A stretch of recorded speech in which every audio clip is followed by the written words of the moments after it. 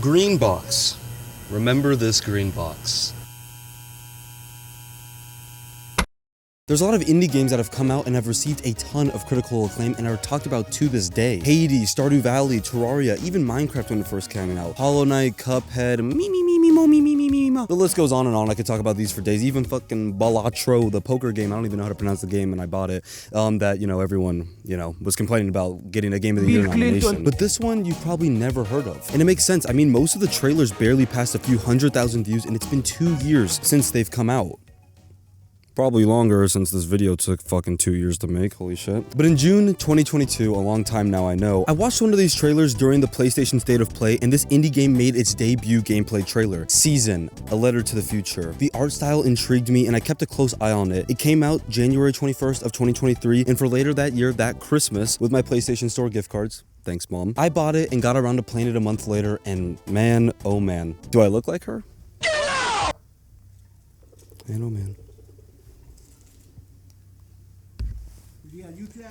Something like that. Yes, sir.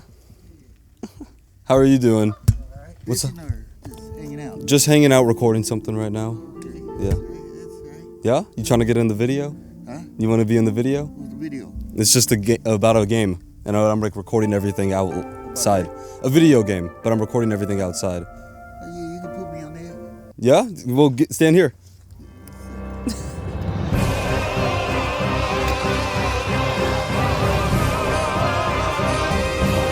Yeah. Hello. There you go. You talking to Bill? Bill? Yeah, this is old man. Triple OG. There you go. Yeah, you know? Yes, sir. My name's Nathan. I'm Billy. Nice to meet you, man. Hello. Yeah, I come up here, do what I do. Yeah? Can't show what I got? Yeah, they fish out here, though. Yeah, yes, sir. Oh, yeah. Yes, sir. Gang of them. Believe that. Come here. It's a good time. Hold on, let me zip a pen.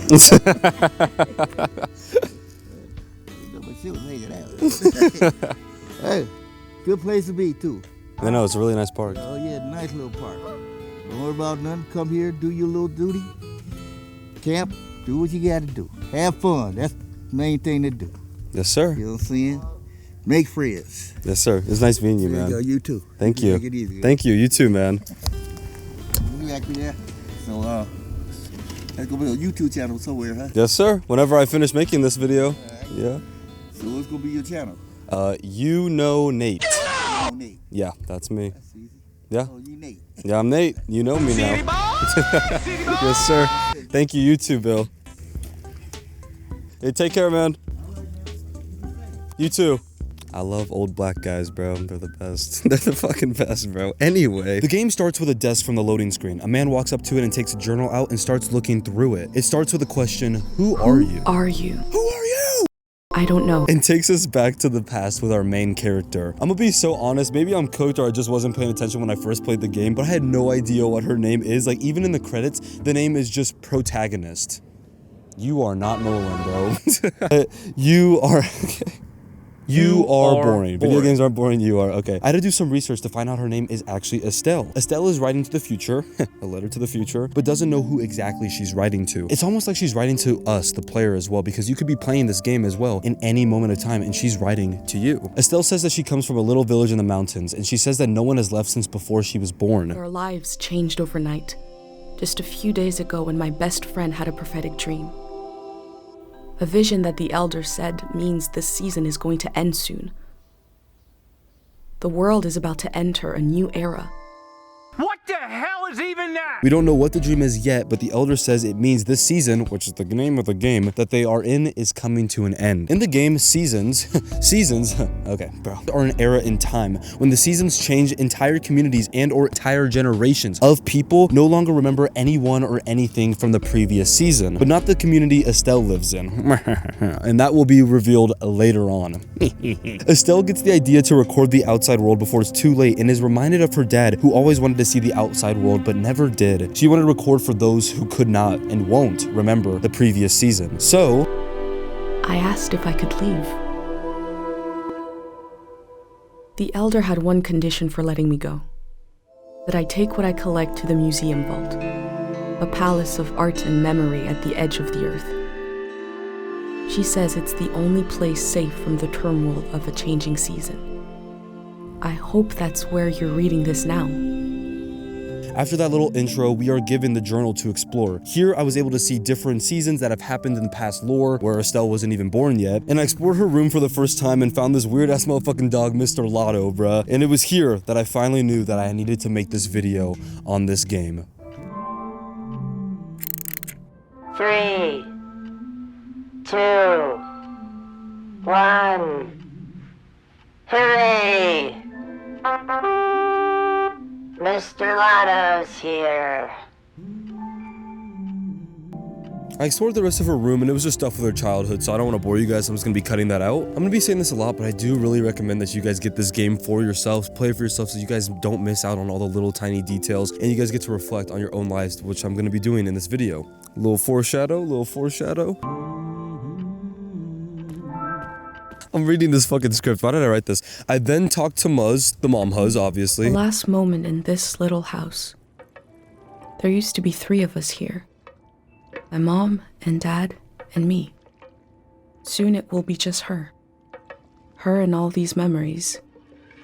But in this moment, everything is the same as ever. Until I shift my weight. The floorboards creak. Mom hears it and turns to me.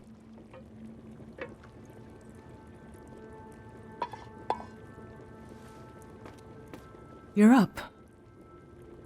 What are you doing standing there? Time to get going. He had a list of things Estelle needed for the trip. One of those being an identity pendant, which protects your mind, thoughts, and memories, and protects you from things like dream sickness and everything that can make you mentally weak on a journey. The recipe requires 1 sentimental object for each sense: sound, smell, feel, sight, and taste. But since this is like some fucking magic or something, once you speak the memory of the object out loud, you lose the memory of it. It's almost like you know it's missing, but then it's just gone. You forget it, and then it's poof, it's gone. It's like a wave and just washes over you. And Estelle's gonna use this to protect her mind on the journey. No, you must remember everything. That's your role. Our mama, being the GOAT as all moms are, says she'll lose her memories for This us. speaks to how my dad loved me. We promised that we would never take off this pendant or tamper with it. We promised to our mom that, and that's gonna be very important for later. Get out! So as we said goodbye to our mom, we took one final picture of one another to remember each other by. Look at us. There we are. There we were. We'll always be right here on this beautiful morning.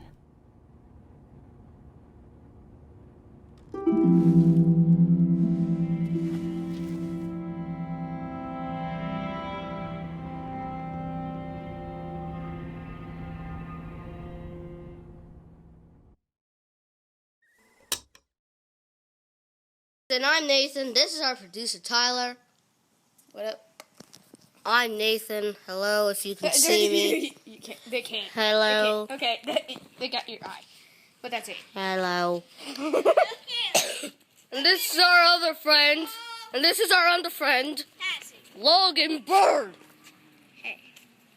What's your middle name? Now get the camera out away from me. Okay. So. What? Alright, so today they're gonna pass the football around. And that's it. Logan is just gonna. This is gonna be a deal. Whoever doesn't catch the ball has to do part of gaming style. I'm joking. Okay, I grew up as an only child. I guess that skibbity toilet kind of makes it obvious, right? Sometimes when I was really bored and my neighborhood friends were busy or they weren't able to play outside, I would look around my room, I would find a soccer ball, and I would kick it against my door. If you know, you know. Yeah, to entertain myself, but it was so loud that me kicking the ball against the door that my dad would yell across the room, across the house, for me to stop. I would whisper under my breath something like, well, if I had a brother or if I had a sister, I wouldn't be doing this, but he never heard me. I had to learn to socialize with people and become friends with these people, you know, kind of quickly from a young age. But I have made a lot of cool friendships and relationships over the past years, and I think me being an only child kind of led to that as well. Me being able to talk to people fast, have good conversations, that sort of thing, you know, and I had no siblings to depend on for that social interaction besides my parents. It was my friends. And some of those friends were my OG neighbors, Tyler, Logan B, Logan G, Jacob, Jenna, Jackson, and Noah. I remember getting Minecraft Lite for my iPad 3, which was my first Apple product, and then I got enough money to play Minecraft Pocket Edition, and the rest is history. I've made this same speech in different YouTube videos over and over. Nande, oi, oi. Okay, sorry. Describing Minecraft is easy, that feeling. It's such an easy feeling to portray to people. We all grew up on the game, and if you're a gamer, it doesn't really matter how old you are, you probably have played it. And we all fell in love with its simplicity, the memories, the friends we made along the way, the fun we had, and the simple times of our childhoods. This feeling of nostalgia, it gets so powerful where all I have to do is, Minecraft, I miss it, eh, Baka? And, you know, you're like, bum, bum, bum, bum.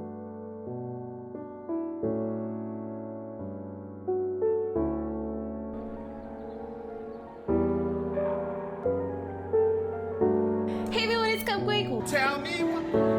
Hey guys, it's Giz. Let me ask you something.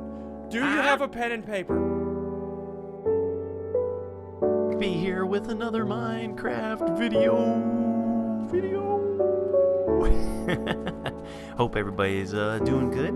Don't mind at night. I know it's me you're gonna. Hello, this is Stampy, and welcome to a Minecraft Let's Play video. The Marion Dad's Minecraft. This is Chris and the Craft. And you know, you get all emotional, you really do, and even if it's a little bit, it's still that nostalgia coming back for just a little bit, you know? I think we're all just connected by this longing for the past, that feeling of nostalgia where it felt so much better. And I miss it too. Now this could relate to so many games of the past, and for us, there was many games that we played that made us feel this nostalgic, but none as much as Minecraft. We also did other stuff that was active. We played, oh yeah, let me check my notes for that. No, I'm kidding. We played Foursquare, football. We used to play IRL, in real life Pac-Man, which we used the lines as concrete, so like they were the lines and like there was like different people. It's basically a zombie tag with a bunch of other rules, but we used the ground and the cracks in the ground on the street as the lines, and you had to stay on the lines, walk around. We did the fucking, I'm embarrassed that I have to show this, the calculator show when we were younger. Last episode, Logan added 2 plus 2. Now we're gonna add 4 plus 4. To you, Logan. So, Logan, what are you going to be adding today? I just said 4 plus 4, Jeffrey. I'm sorry, Greg. Epic fail! Hey guys, welcome to the Calculator Show. Last episode, it's 30th episode, so the 29th episode, Logan added 2 plus 2. Now he's going to add 4 plus 4. So, Logan, be a genius and do your stuff. Okay. Does anybody have answers for 4 plus 4? 7. Yeah. 8. Yes. Hello, sir. Get out of here! Oh, my goodness, calling! Oh, no. Bob, or Greg, I'm scared. Bob, you better shut up! Oh my god! Oh my god! What's going on? Oh my god! What? Oh my god, there's the cameraman! Oh my god! That's a what the freak! What's happening? Oh no! This is horrible water! Why did you not Oh my god!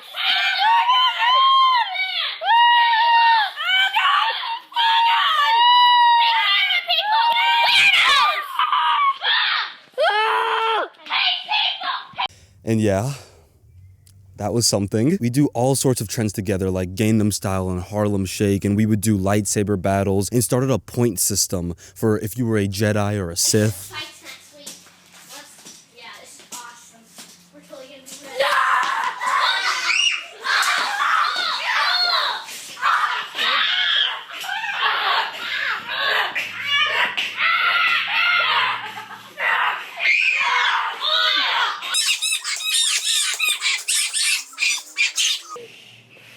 And me and Jenna did IRL Minecraft videos, and the runtime lasted a little too long on a lot of these. This is I as Quickly, and our friend Chimney Swift will be here soon. And today we're gonna do real life Minecraft. And now we're gonna start in 3, 2, 1. Hey, Nathan, look what I found. I found a map in my pocket. Maybe it leads to a secret hiding spot. Go. Wait, there's Do this paper. There's 2 maps. You read that one. This one leads to the mine. Leads to the mine. Let's get prepared. Okay, we need to get back some food. Okay. Let's go, people. You go to the animal farm. Okay, I'll go see if there's anything there. I'll go get harvest the wheat. Stop it, Jenna. Just go.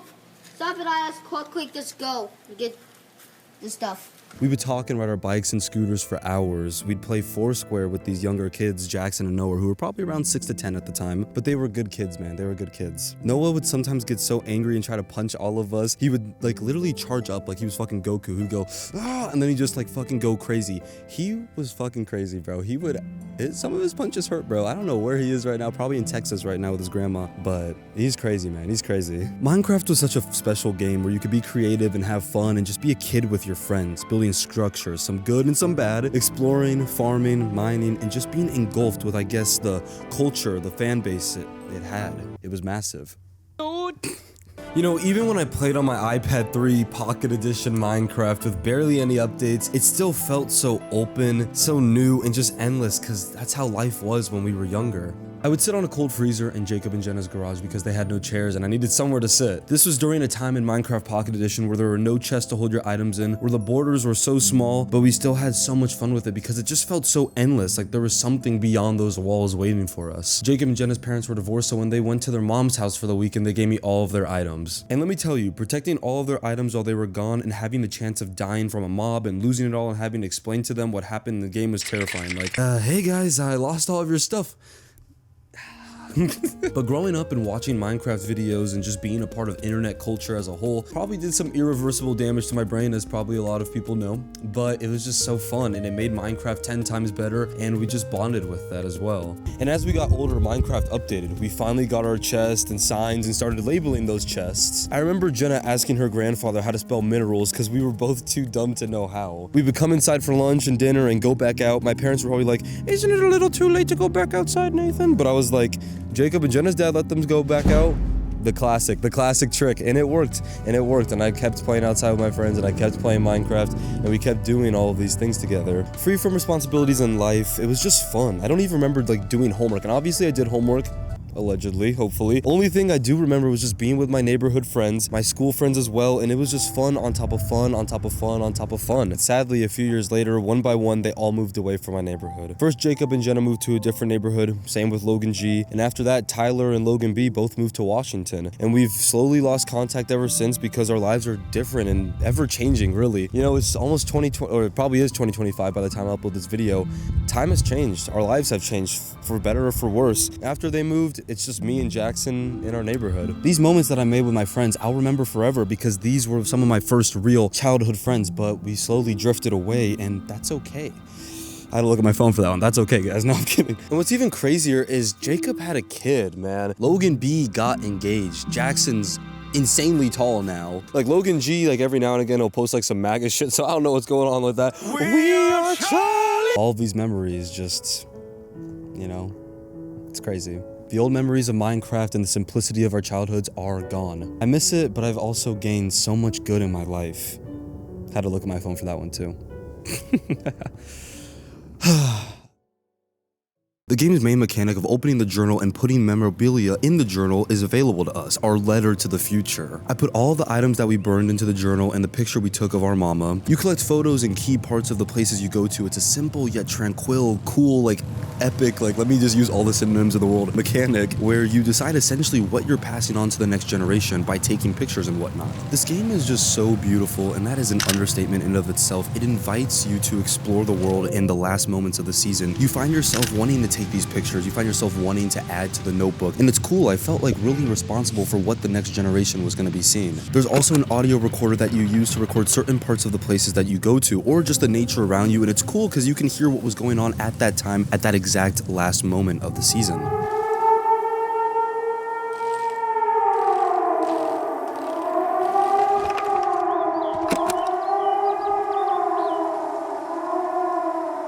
Will the last voice to cry out in the wilderness not even be human?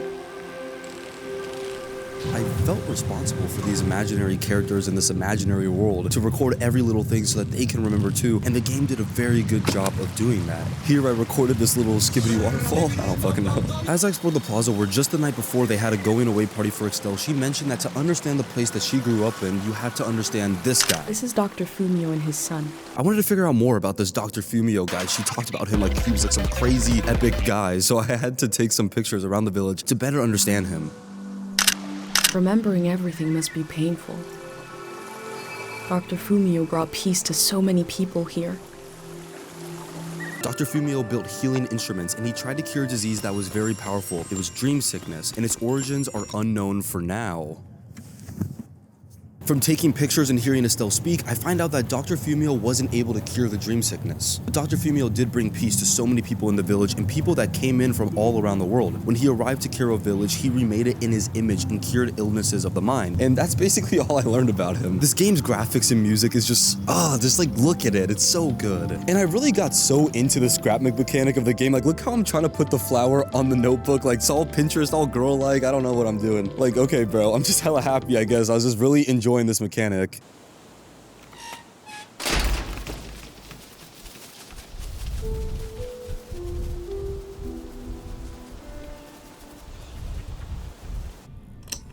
Is it recording? Yes. Okay. How to leave home for my daughter. Find a sacred square of earth. Lay down so you have the dirt at your back.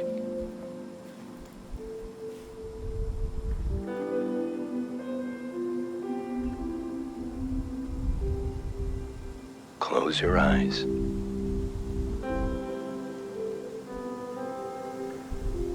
Close everything. Do you see for yourself? You see for the dead, for the unborn. Do you listen for yourself? You listen for the dead, for the unborn. Your ancestors are in that dirt. All the living and all the dead are holding you up. Now, stand. They're still there, aren't they? It's time to move, to entangle yourself everywhere with everyone. So the next time you lay down in the dirt, you will have so much more to tell them. I like this whole dual perspective of the character from the future, from the future, letter to the future, all right. Listening to Estelle leaving her village for the first time. It's kind of like we're the guy, but we're also not the guy. It's like some space-time continuum, interstellar inception, like I don't even know what's going on, but it's really cool. It's so comforting listening to this message, and you can tell that Estelle has probably listened to it a lot. It all seems so familiar to her, and listening to it gave her the extra boost that she needed to embark on her journey. But we're also looking through her journal and her memories and all the audio files as the guy from the future. I took in the view because just, man, this game, game of life, I don't know. I walked closer to the gate. I was checking out bikes and was interrupted by Zion, who invited me. Then I said, fuck that, fuck you. I picked out the bike to accompany me on my journey, and then I went off into the world, and the instant screenshots are killing me.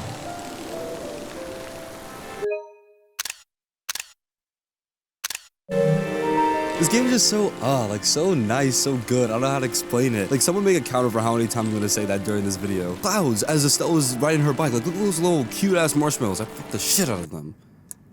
What? And as we continue to bike into the world, we got a title card. Dead meat.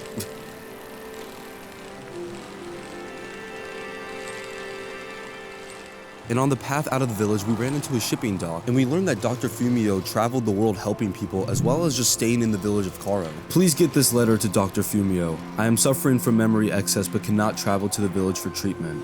I was praying you could instruct me by mail how to cure myself of this disease. I'm unable to forget. Now I realize how important it is to gain open space in the mind. Tell me what to do. Tell me how to forget. Please get this letter to Dr. Fumio. Most of the trade into the village of Carl happened here at the shipping dock, but the war put an end to it. Dear Esdale, I'll be surprised if this letter reaches you. The war has become like a deranged sleeper thrashing in bed, eyes closed tight. I've noticed how the soldiers strip people of their clothes first, a smaller degradation which permits everything that follows. I wish I had loved you more completely when the world allowed it. Love, Odell. They were right.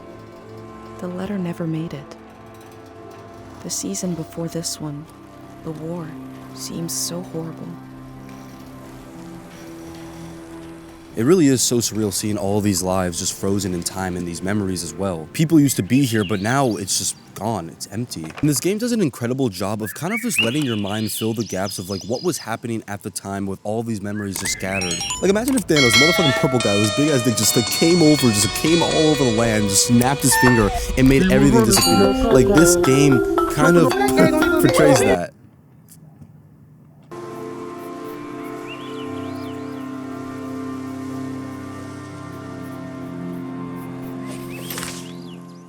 Maybe this is my sign to like get into scrapbooking or something. I need an outlet. I bike some more, but as Estelle starts to leave the safety of her home, you can see how desolate the world is starting to become.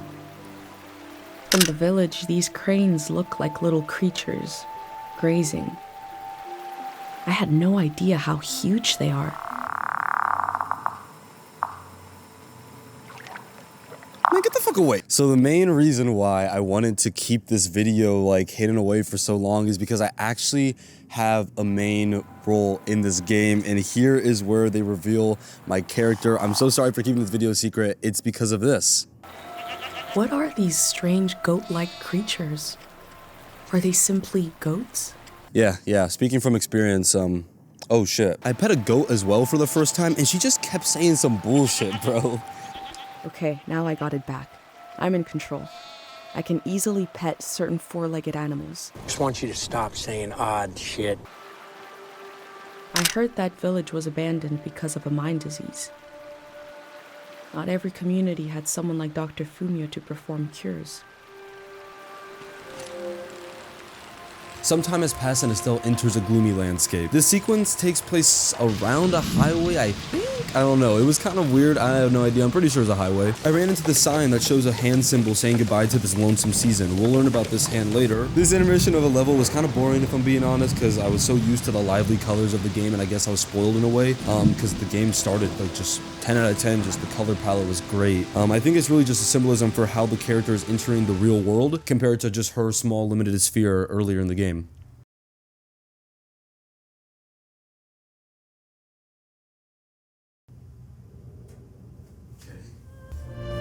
Life is boring.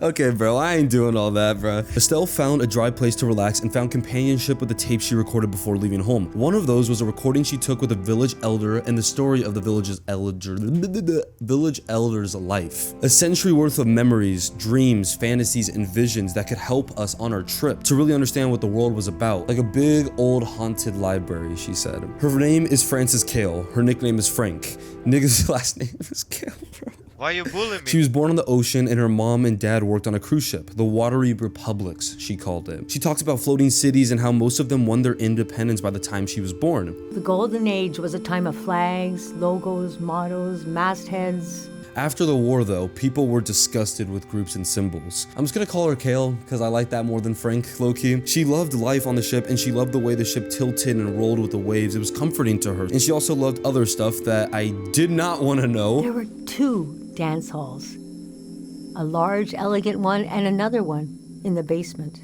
A lot of my firsts were down there. My first dance, my first kiss. Oh, hell no! And so forth. Freaky as. Our ship was taken over in the early days of the war.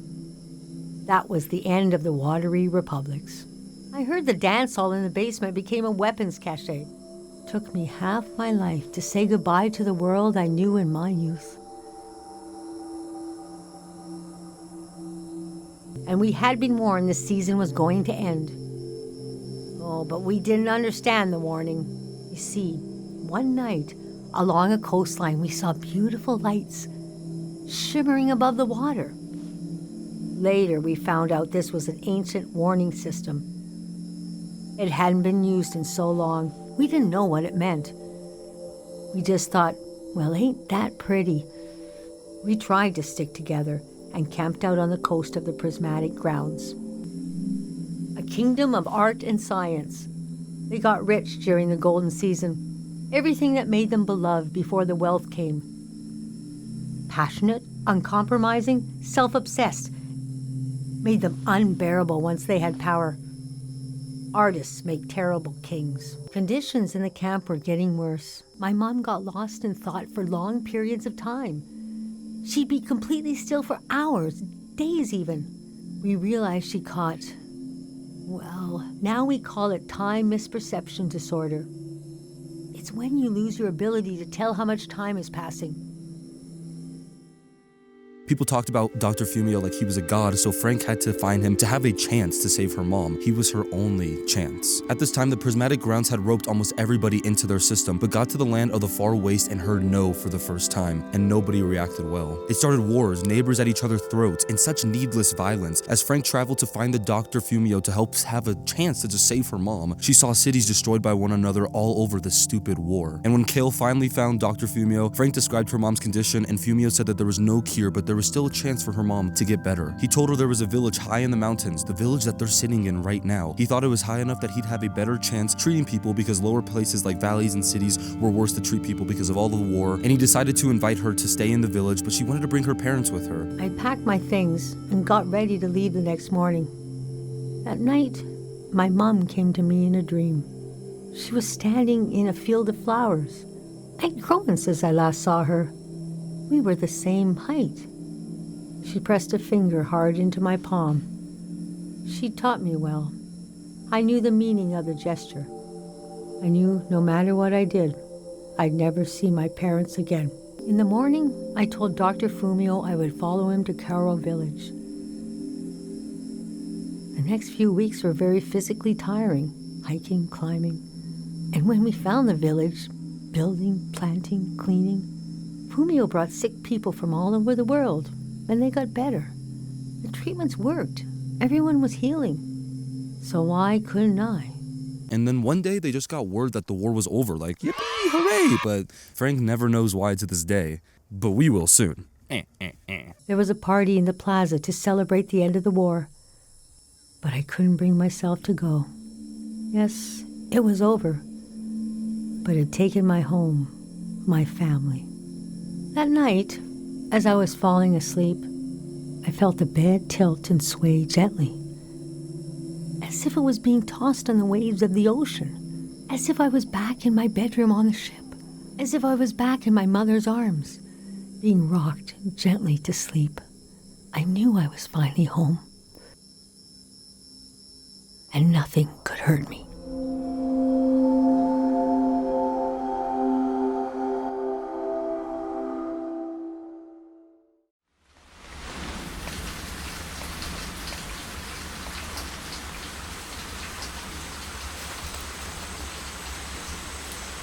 The recording ended there, and Estelle went back on her way to Tiang Valley.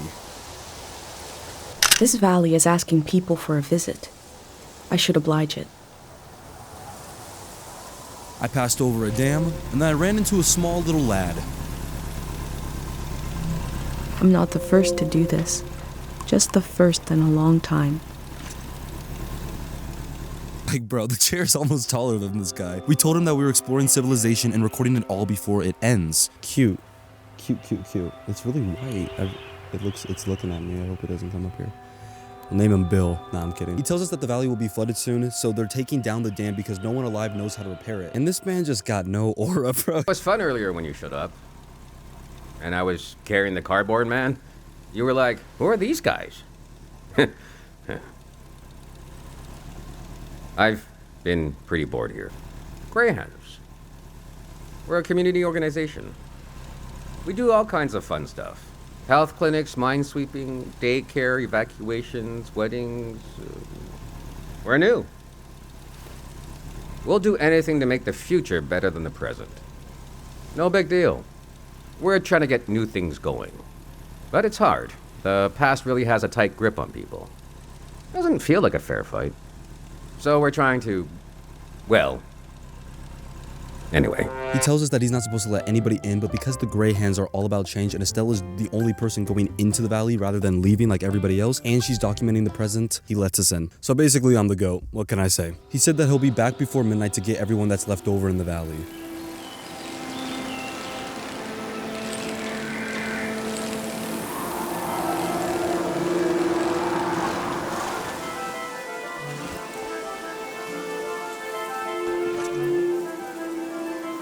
This might be Firewatch, and when this happened, it looked so good. Entering Tiang Valley was beautiful.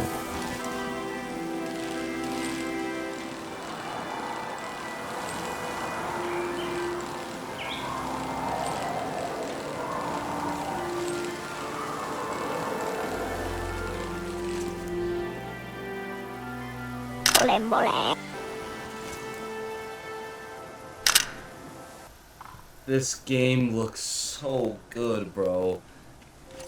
Hold up, I kind of want to do it again. Hold up. I even went back up the damn mountain to go back down again just to get more pictures and to look at it one more time. Dub?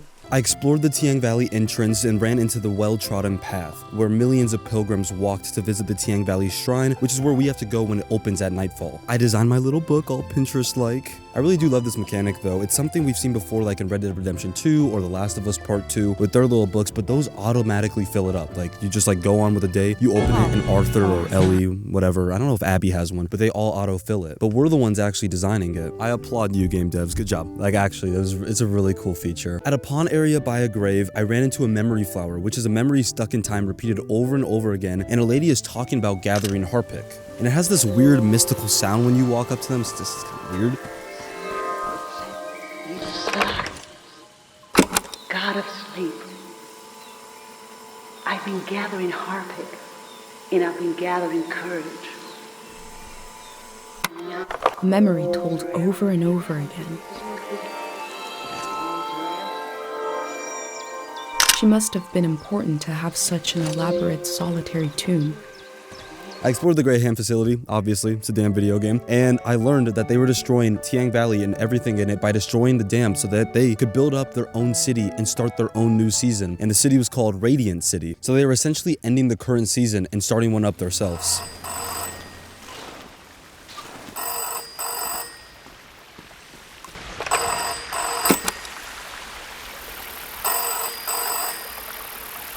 They should put the voice in the ringing sound. Then you wouldn't need to pick up. Oh, thank God someone is still down there. I've been trying to get a hold of someone for hours. Ah, thank you. I forgot the Day Zero materials. You know, the visual literature, the warm bath of ideas. I left it at the dig site. It should be sitting on a barrel with a fruit sticker on it. Oh, wait! Hold on. I forgot to do the secret password. I don't even know who you are. Is it too late now, you think? Okay. What day is the day after tomorrow? Who is this? I'm not gonna say anything else. I'm just gonna hang up right now. Oh, I picked the wrong dialogue choice, bro. I wish I could go damn back in time, bro. Where is Max when you need her? Shaka bra.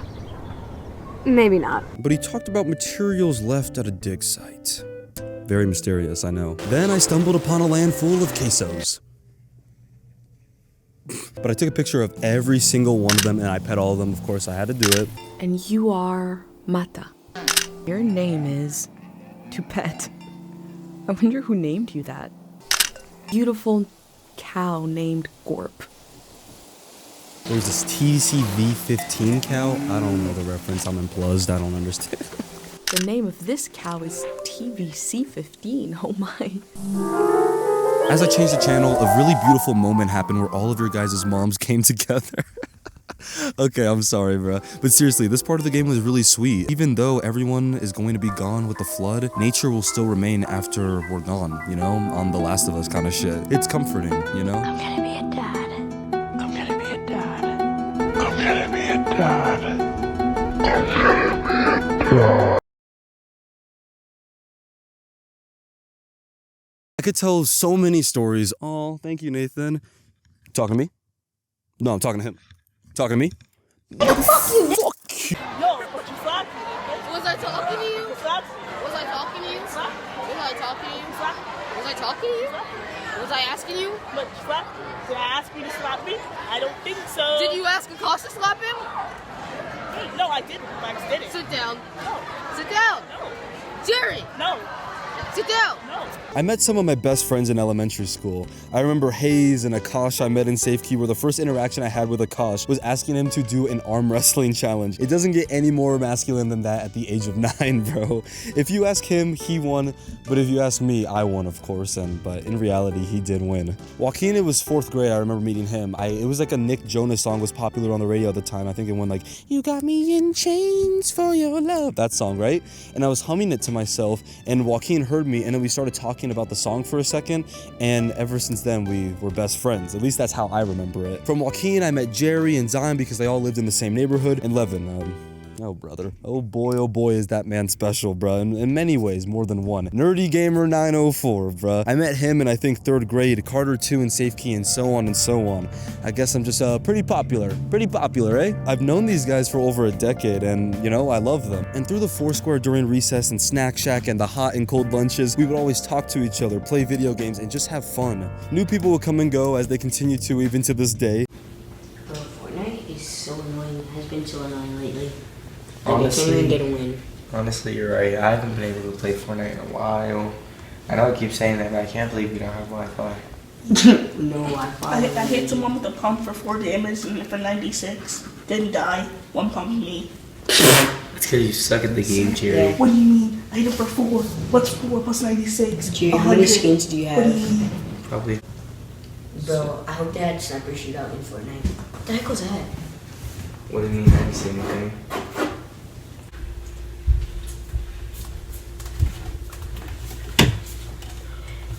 Not it. Not it. Fuck me. Good luck, man. Fuck you. Come back for Fortnite later, eh? Yeah. Well, forget him. He's dead. I'm hella hungry. He's dead. I'm kind of horny too. Fortnite?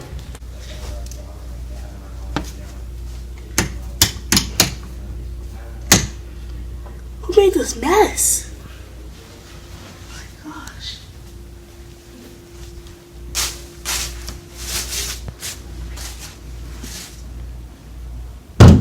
What the?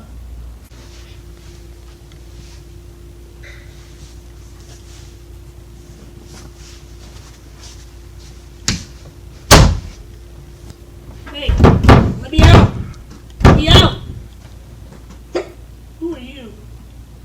But throughout the school years, friend groups grew, drama happened, laughs were shared. Laugh, just a singular laugh. I mean laughs were shared. The OG town square hangout and exploring malls and bike rides that would go on for way too long around the neighborhoods during COVID. And just being together, whether online through all the eras of Fortnite, Overwatch, Black Ops 3, Minecraft, everything. We really grew up together. We honestly did, and I couldn't ask for better friends. We grew in elementary school and middle school together, and high school and college. You know what I mean? It was nice, but back then, when we were younger, it was so simple and just so free from those responsibilities that we have now.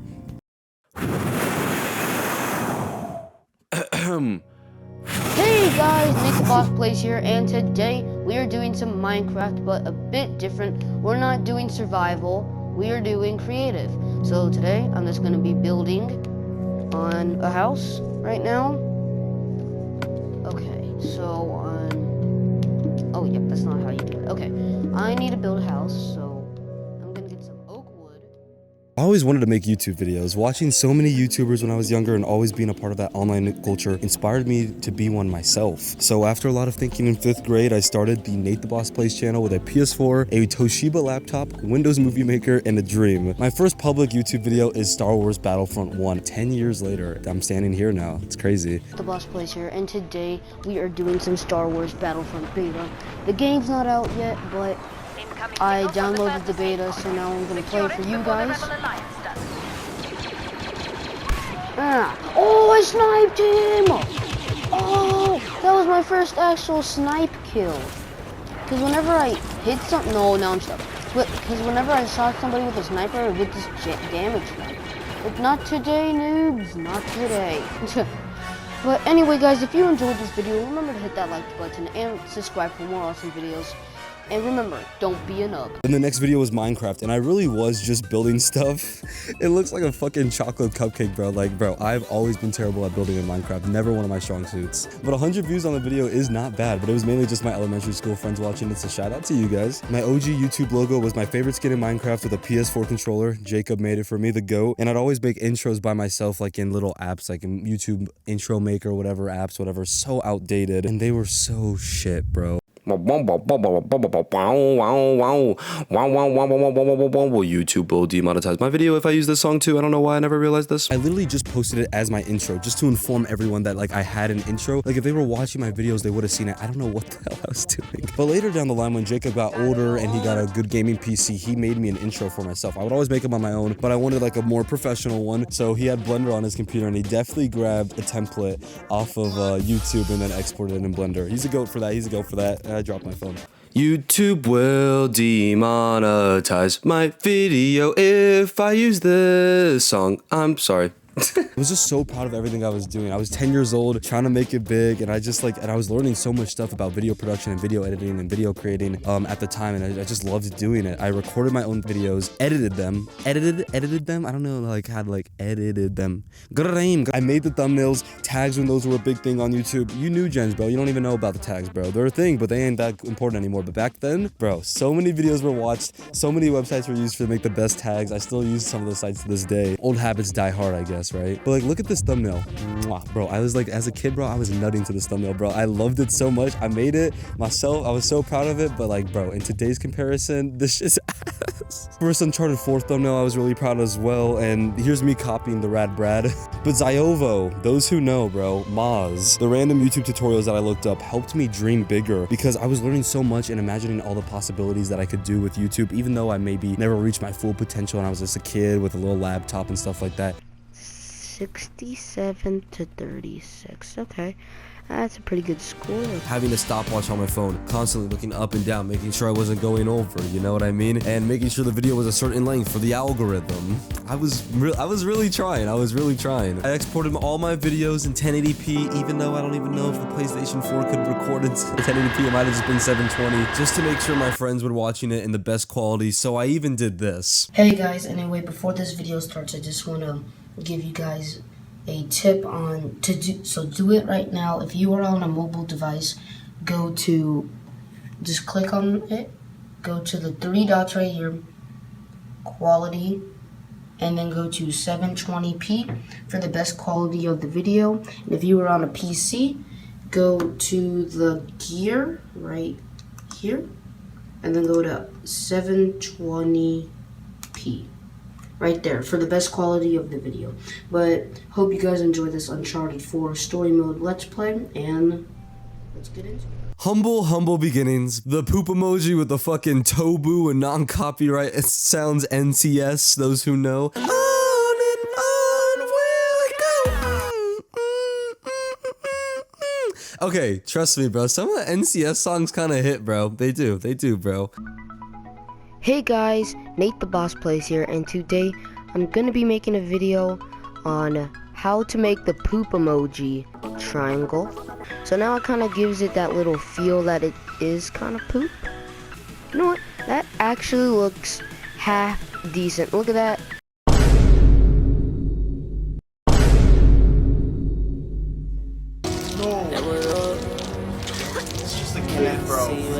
I tried my hands at tutorials, like YouTube advice, like like my Moz shit. It's like taking fucking financial advice from a homeless person. How to fix a dying YouTube channel. So what that means is when a channel is dying and kind of, yeah. We don't care. I'm gonna like sell a sack of fish for $1,000 real life.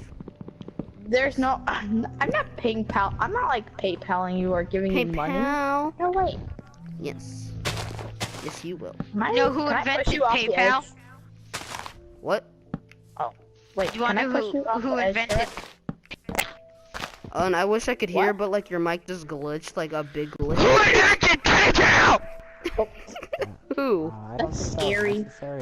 Be scary. Yeah, you're okay, really Caleb, who invented PayPal? Elon Musk. Cool. I care so much. Yay. I know, right? He says Bill Gates. He says Bill Gates. Boy, that's a neck. That's a neck. Boy, that's a neck. Nub, just so you guys know, I would always end off my videos like that. And remember, don't be a nub. Like, it was just my version of noob. I was trying something different, trying to get something that would stick. We're no strangers to love. You know the rules, and so do I. A full commitment's what I'm thinking. I just wanna tell you, I won't be Tell a lie and hurt you. Stop it. Get some help. Rip. Tim. Rip. Hey guys, Nate the Boss Plays here, and today, I dismissed that flag. We are back with another Call of Duty Modern Warfare video. I'm here with the Kosh. With me. Yeah, he's with me. Yeah. Out. Jeez, man. And if you look through my old channels, you can really see the style and the trends changing with YouTube and videos and the adpocalypse and XYZ and the Fortnite trends and clickbait and morgues and rice gum and blah blah blah. And you can really see the difference in how I was creating all my videos back then. This was definitely the rice gum era. Boom, right there. And since you mainly use erasers on paper from the pencil marks, boom. I'm gonna be flipping it right here, and it's an in real life video. They ask you how you are, you just have to say that you're fine when you're not really fine, but you just can't get into it because they would never understand. Yeah, I fell in love with the craft, even though it was just like some simple cuts and stuff like that, but I really did fall in love with doing that and getting invested in the community and everything. I would just be locked in my room at the age of 10, recording and editing, and, you know, bless my friends, you know, they had to deal with a lot of bossing around from me because I wanted my videos to be good. Like, I would set up my videos to record, and sometimes I wouldn't even let them cuss, or I wouldn't even let them fucking sing songs because I was worried about copyright. Like, nigga, I wasn't even monetized. Hey guys, Nate the Boss Plays here, and today we are back with some, we're not back, new thing on the channel, Fortnite. Today I'm playing with Akash, Ding Dong, Hayes. Hey why are you guys laughing at me? And we're playing with Hayes as well. Wow, Hayes as well, not just Hayes. I see how it's gonna be. Oh my, fine, Hazer 2K12 as well, which is Hayes. You just said it again. I'm so confused. Hayes as well? Fine, Hayes 2. Okay, I guess that's better. Oh my gosh. At its prime, I would probably argue that Fortnite was better than Minecraft. Played my first game, and it was so different than anything I've ever played before. I don't even remember playing a battle royale on console before Fortnite, and that's what it did. It brought so many new and unique memories to me. Back in 7th grade, I think. It's been so long. Because back then, battle royale was only for the PC master race. But it was so fun. The gameplay, the art style, the music, everything about it was so unique and so fresh. It was a feeling, though, that I haven't felt since Minecraft. I instantly told Hayes and Akash about it, and the next day we played all day long. Only Fortnite. Fortnite was starting to take over the world at the time, as well as when we started to play. You know Nate the Boss Plays, you know the boy. I had to get on it. I had to try another shot at, you know, becoming a little famous. So I started uploading Fortnite videos. We're doing pretty good right now, actually. Hey, that's pretty good. Oh, person 60? 60. He's running. He's running. I see Just wait. Let's let him come to us. I think he's by himself. You wanna shoot? Might not be. Let's ambush instead of shooting now.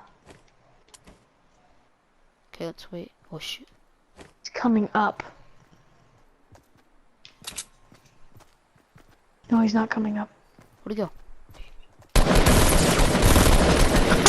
Nice. Hayes. Oh, one's behind that tree. I don't have enough ammo. They're fighting each other.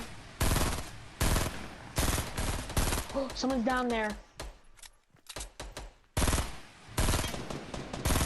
No! We won! Let's go! I took it back. Let's go, Hayes! First duo match, let's go! Dang. Dude, what the heck? I was just shooting at them. I thought that was no, because two of them were down, or one was down, and I just took out one of the other guys. Dang, dude. How did we do that? Man, I'm taking a picture of this and I'm uploading this to YouTube. Look at us together. Look at us together. Did me and Hayes win? Watch to find out. Like, what the hell was I thinking, bro? Lil Nate the Boss Plays thought he was gonna make it big, making titles like that. Holy shit. But we were hooked. We got Zion and Levin and Jerry in the game, and when Joaquin finally got his PlayStation 4 and switched from Xbox, we got him to play as well, and that is all we would play every single day. It felt like, at least. And as the seasons went on in our lives, I kept making more and more content and falling in love with the game and the memories I was making with my friends. The uploads kept coming and coming, and the game kept taking over the world more and more. We did challenges, I started buying Fortnite thumbnails to fit in with the clickbait trends and try to get more popular, and my friends and I kept growing closer and closer. Years went by, and I eventually changed my YouTube channel name to Elite. Elite was basically just a boring rebrand of Nate the Boss Plays. It was literally just the same videos. I don't know what I was thinking. I thought Nate the Boss Plays was too childish, and then I just did the same stuff but with Elite. I don't know, bruh. Give me a break. When I did get into high school, I stopped the Elite Nate the Boss Plays name, and I went with something more mature. Hey guys, Affix here. APHEXX. But Affix was my more mature attempt at YouTube. Maybe not that mature, bro. Dude. Of which chipmunk is getting the best head? Alvin, Theodore, or Simon? So, if we examine these pictures, and we have to know a little bit of backstory. So Brittany is kind of like the thought. But I have a PS4 and I had my Alienware PC, and the possibilities of making content were greater than I ever had before with Nate the Boss Plays /Elite. And because I wanted to give it more of a shot at becoming famous, I made more trending Fortnite videos and challenges and playing the new games like RL Craft, if anybody remembers that. Apex Legends, memes like me and the boys ended racism in Fortnite. Bro. What? Guys, racism is not ending. Oh, no, I'm gonna die. Guys, go. Uh-oh, boys, I'm in danger. If we win this game, it's over. Let's go! Let's go! Racism is no more. Take the L, racism. Wait, take the L, racism. Take the L, racism. My God. That's what you get. How many kills did we get? I got 4. I got 4. So 5, 5, 4, 4. Oh my God. 13 kill game. 18 kills. 18 kill game. No more racism. Let's get it. I continued uploading, but early into my channel's lifetime, pretty early on, COVID happened, and I got discouraged by views and got lazy, so I just stopped making videos. I ended it early 2020 and started again privating all the Affix videos and rebranded almost 3 years later in late 2022 to YouKnowNate.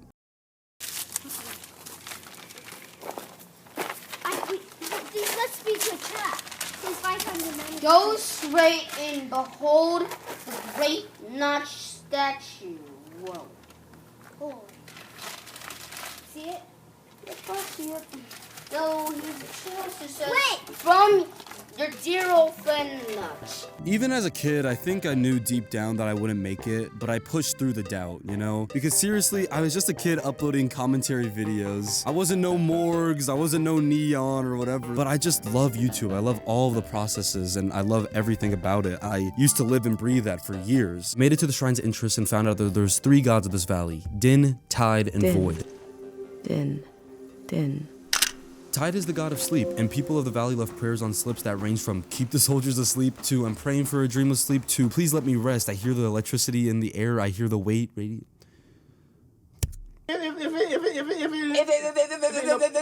Okay.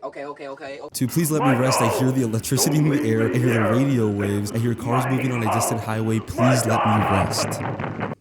What the fuck? Oh. I prayed to see you again. I didn't expect it would be in a dream. Life listens and then it does what it wants. We have to make do, darling. I've been thinking about how much this season needs you, and how the season after that will need you desperately. I wish I could help, but this is a brief dream. What can we say? Oh, that's good. That's a relief. Maybe I won't remember this dream, but I'll try to hold on to the feeling of relief, to carry it into my waking hours. I don't know if you will, but I know I will see you again. For so long, I'll think it'll never happen. I'll almost make peace with having lost you to the world. But then, all the work of my grief undone in a moment. When I saw you again, I wept and I laughed. Someday you'll have a child of your own. Someday he'll want to see the village where his mom was born, and I'll be here waiting for him. We'll stand together, just like this. I have 1,000,000 questions for him, and he'll have 1,000,000 questions for me. But before we can say a word, I'll look into his eyes. And I'll see you looking back at me. Take care, my darling.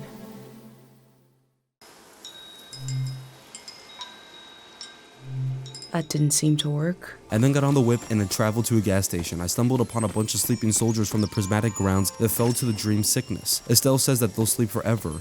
All of these sleeping soldiers, is the result of the war that Kale was talking about. It affected the past season and it still remains to haunt the current season. It's why the war ended so suddenly, and even Frank doesn't know how these soldiers fell asleep. All my life I've heard solemn references to the war. It never reached our village, but it touched the lives of our grandparents. The memory of war lingers, but the Greyhands are guiding people somewhere else? Everyone's here. She's really going to do it. How can she be sure? The shrine is protected. How does she know? Sonia knows. How can she be sure? She can't know for sure. This has never happened before, has it? I don't want this. We need to leave. Let's just run. Wait. Do you hear that? Oh, God. We're going to be okay. It won't be over soon.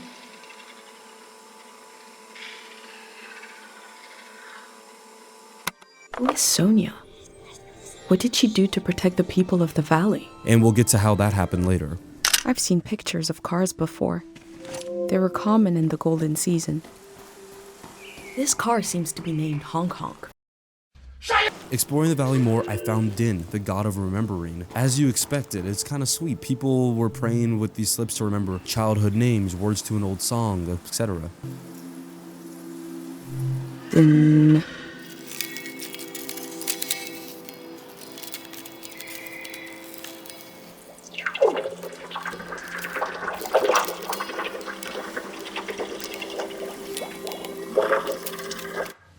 It was my first time being in a car as it was being cleaned. Moving through a tunnel, like being in the mouth of a whale.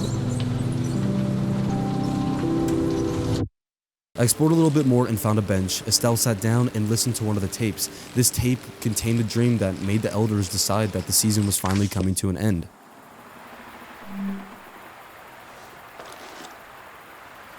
Okay, I get to relax for this one. Let me kick my feet up, see what this dream is about. I knew my brain was doing something. Holy fuck. This guy is massive. What the fuck is that? I thought I'd wake up with an idea for a new shape or color. Everybody would love my new shape or color. But instead, my brain gave me a dream which made people afraid. Which is making you leave.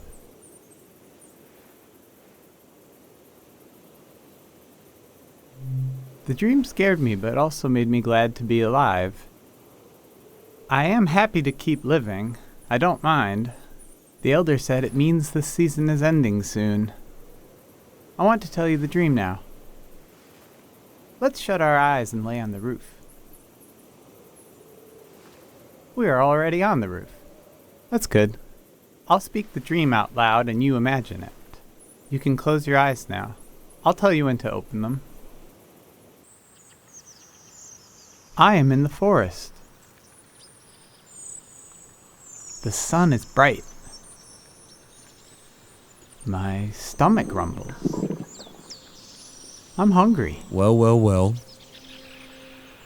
I look for something to eat. Queso! There are fruit trees lining the path. I look for one to pick, to eat. I climb up one of the trees and reach out to grab a shining red apple. I blink, and suddenly the apple is rotten. It looks like it's full of spiders. I blink again, and now the apple is just a baby apple. Not ripe or rotten. I lose my balance and fall onto the ground. Oh my god! Oh jeez! Oh my god!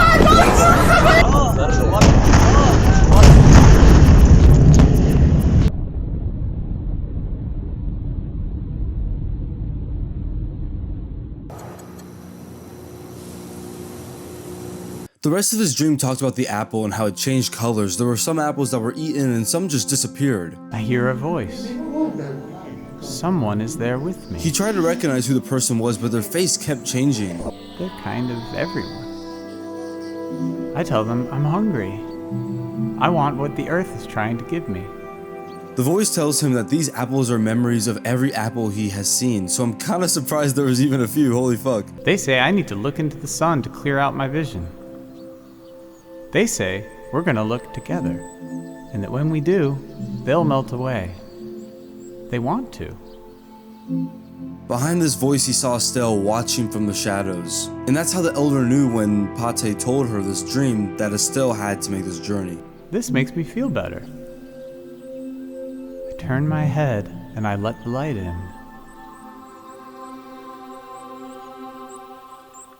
I lose track of everything. And when he got his senses back, he found himself holding a round red fruit, but he didn't know what it was. But I take a bite, and it's the most delicious thing I've ever tasted. Then I woke up. You can open your eyes now. You probably have questions. I was seeing old apples, new apples, everything. I couldn't see the right now part of everything. I had to forget a little. The face of the ghost person in the dream? They were everyone and no one. It reminded me of someone I used to look for.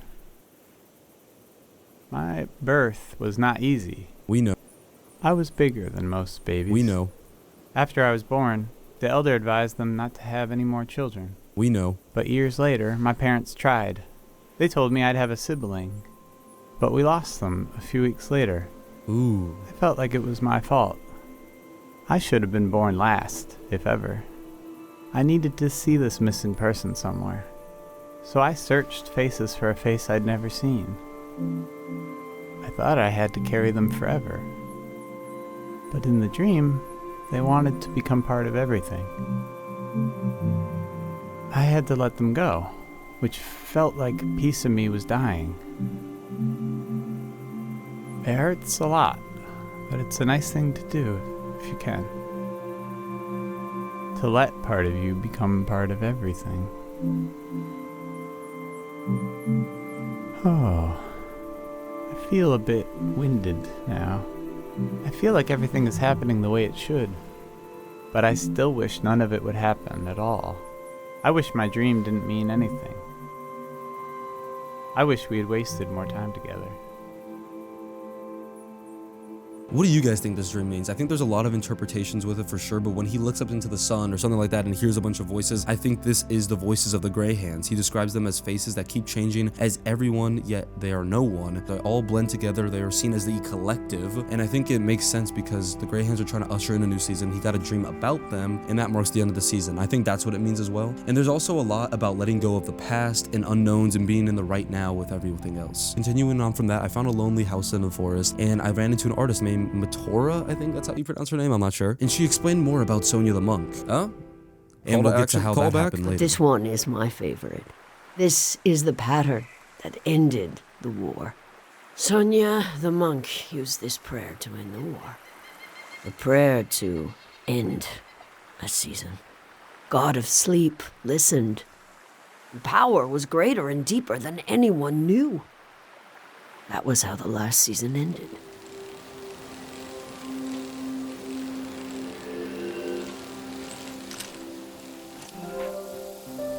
I then ran into a widow, and she showed me what the city of the Grey Hands would look like, and this shit does not look good. This shit looks like shit. She's procrastinating reminds me of someone, moving her house to the new city, and she needs to leave before midnight when everything gets packed up and the flood basically starts. She mentioned her husband Yuri, who passed away recently, and she asked me for help picking what stayed and what went with them on their journey to the Radiant City. This shit is not radiant, bro, fuck. But I feel like I'm forgetting something. Or someone. The demon of shame and mourning. How could I have forgotten? Now, where did I put him? We need to bring the demon of shame and mourning.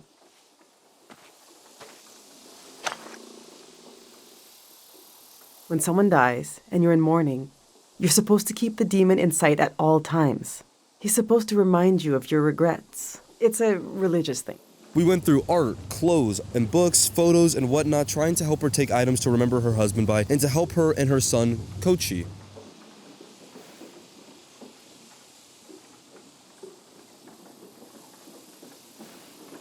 Our old cart broke.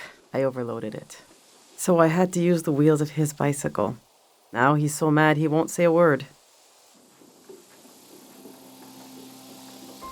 It sucks because all these memories she made with her husband and her family are just gonna be gone with the flood, and you just have to pick and choose. Like, how can you pick stuff from your dead significant other? Like, that's hard, you know? There's the skin of our body that keeps us together, but there's also the skin of our minds. The skin of your mind can pop like a bubble, and everything that makes you yourself will come pouring out, and the earth will devour it eagerly, the way wind fills a vacuum.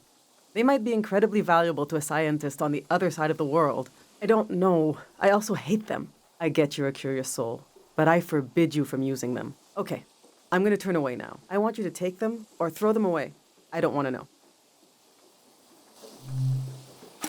I wanted to know more about how her husband passed away, and these were a clue because of how she frowned upon them. After helping her move her stuff out, night slowly approached. Now, I don't want to break into a long speech, but all this packing and moving out and taking everything away and a tour of the last moments of a place you're so familiar with really just reminds me of just a good thing coming to an end. And you're just taking everything in because that is all you really can do. The final days before someone leaves for college, playing games with your friends when you guys can't as much anymore, and just being with these people, your loved ones. It's just what you have to do. Remember. And that's what Estelle's mom said to her at the beginning of the game. You have to remember everything.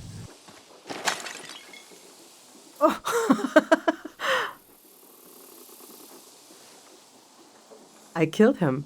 The demon of shame and mourning. What was I thinking bringing it along? What an awful tradition. Kochi, do you still want to take a final tour of the valley? Let's get those wheels back where they belong. I know what I'll carry with me. It's something I couldn't leave behind if I tried. It couldn't be crushed, like the demon. It's too many layers deep. I'll carry the part of me that's gone, that's missing. But there's so much life left that flowers grow along its edges. Something like that.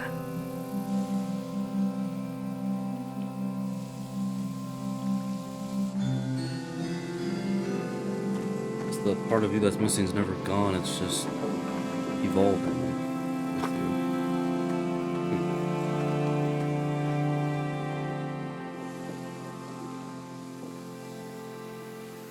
Do you want to go on a sightseeing tour? Saying goodbye is like when you empty your pockets before going to bed. You get to see what you picked up. The things I picked up need somewhere to sleep. Follow me. This is my tree. Since we can't bring it to the city, I don't care what we bring. I love the tree, and Dad cured it. That's what he did. All this purple stuff in the valley that makes you feel funny. See? This used to be purple. Dad made the dangerous part go away. He took us around the valley and places where he spent most of his time with his father before he passed, like a lake where they had a picnic, a tree his dad cured with the tools, and an overview of the valley as a whole. And in the cemetery where his dad was buried, they bonded about the loss of both of their parents. Mom wasn't there when he passed away. I was there. Dad had his eyes closed, but he was making a face, like he could see something. So I asked him what he was looking at. He said he was looking at me, and I was all grown up. He saw me, climbing up a hill in the sun.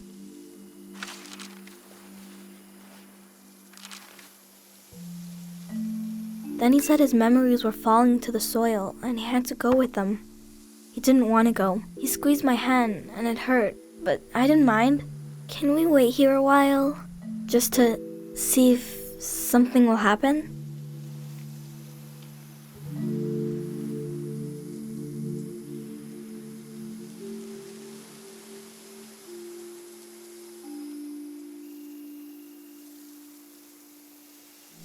I was about your age when I lost my dad. Growing up, everyone said I took after him. I didn't know what it meant exactly, but I felt proud. He fell while climbing a mountain. The other climbers looked for him. He really tried. A friend of his almost fell, maybe in the same spot.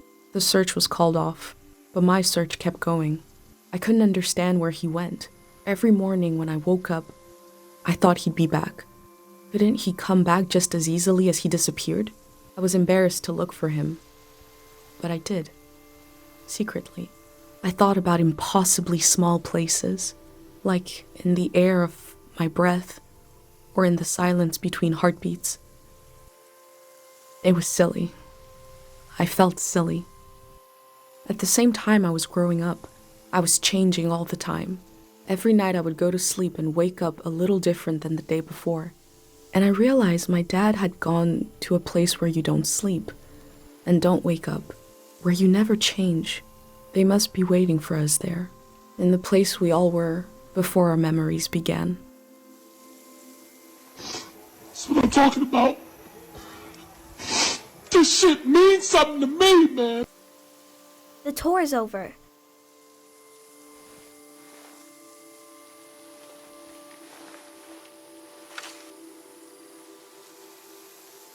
That's your prize, okay? I have to go home now. I'll see you someday later today. After I said bye to the boy, I rode back to a mysterious Greyhound location I didn't go to earlier that was mentioned on the telephone call that I fucking sold. I looked around and it's a dig site. This isn't fucking Minecraft, so obviously we got a little bit of lore on what was going on with the Greyhounds in the valley. Greyhound said he left his materials behind. It should be somewhere around here. Memories and emotions condensed into a mineral. I wonder what this channel is for. They must have already shipped out all the Harpic they need. It should be sitting on a barrel with a fruit sticker on it. I wonder what's on this reel. It's revealed that the Greyhounds were harvesting the Harpic and shipped it out to help them conduct a prayer on day 0 similar to Sonia the monk. I also found this audio clip of someone experimenting with the Harpic's qualities. I do feel the more I do this, the more tired, and it feels like it takes me longer to return to the present. But now I have some control. I face the question of how this mineral affects the soil. I still have a lot of work to do. That's all for today. This kind of experiment can wear out the mind. But this was worth it. And I'm not 100% sure, but I'm pretty sure this is Kochi's dad because he was the only one that we know of that was studying the materials of the Harpic and their properties. The radio also explained more of Day Zero's greater purpose. Left alone, the haunted quality of this season will only get worse. The necessity of Day Zero is also to... This particular action will neutralize this phenomenon at its source. This is not an endless cycle. We are putting an end to this psychoactive material, and we are opening up space for something new. How do they plan to remove the haunted quality of this season? So after I finished up editing my notebook, doing my little Pinterest stuff, I rode my bike up to the final god that I haven't seen yet. The void, the void, the void, the void, the void, the void.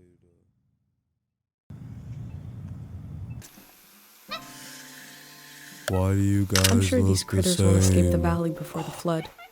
The info sign earlier said they are dangerous in large numbers. I have a pendant though. In Cairo, we have a statue to remember Dr. Funio. But this statue is meant to be worshipped.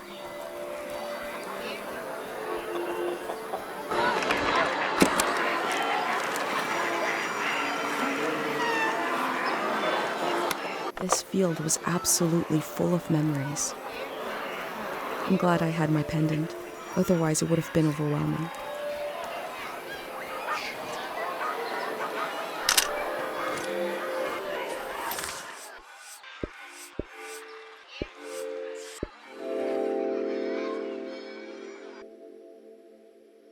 This is a season when memories echo on and on and on and on.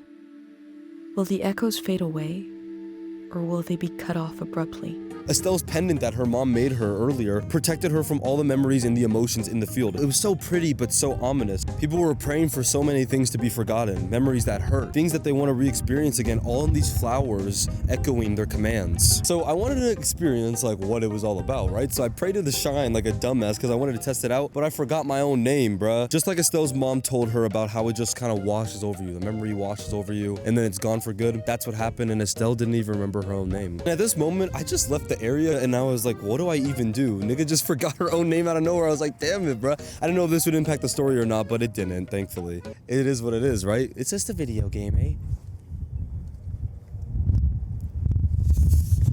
I looked in the notebook and saw that the reel needed to be played to finish the page about day 0. So I went to the very beginning where the projector was because I was like, I had to look up a little tutorial. I'm gonna be honest with you guys because I ain't that smart. I had to look up like, where do I go from here? But it was at the projector at the very beginning. And what I found was disturbing. It's like Among Us. The Among Us potion.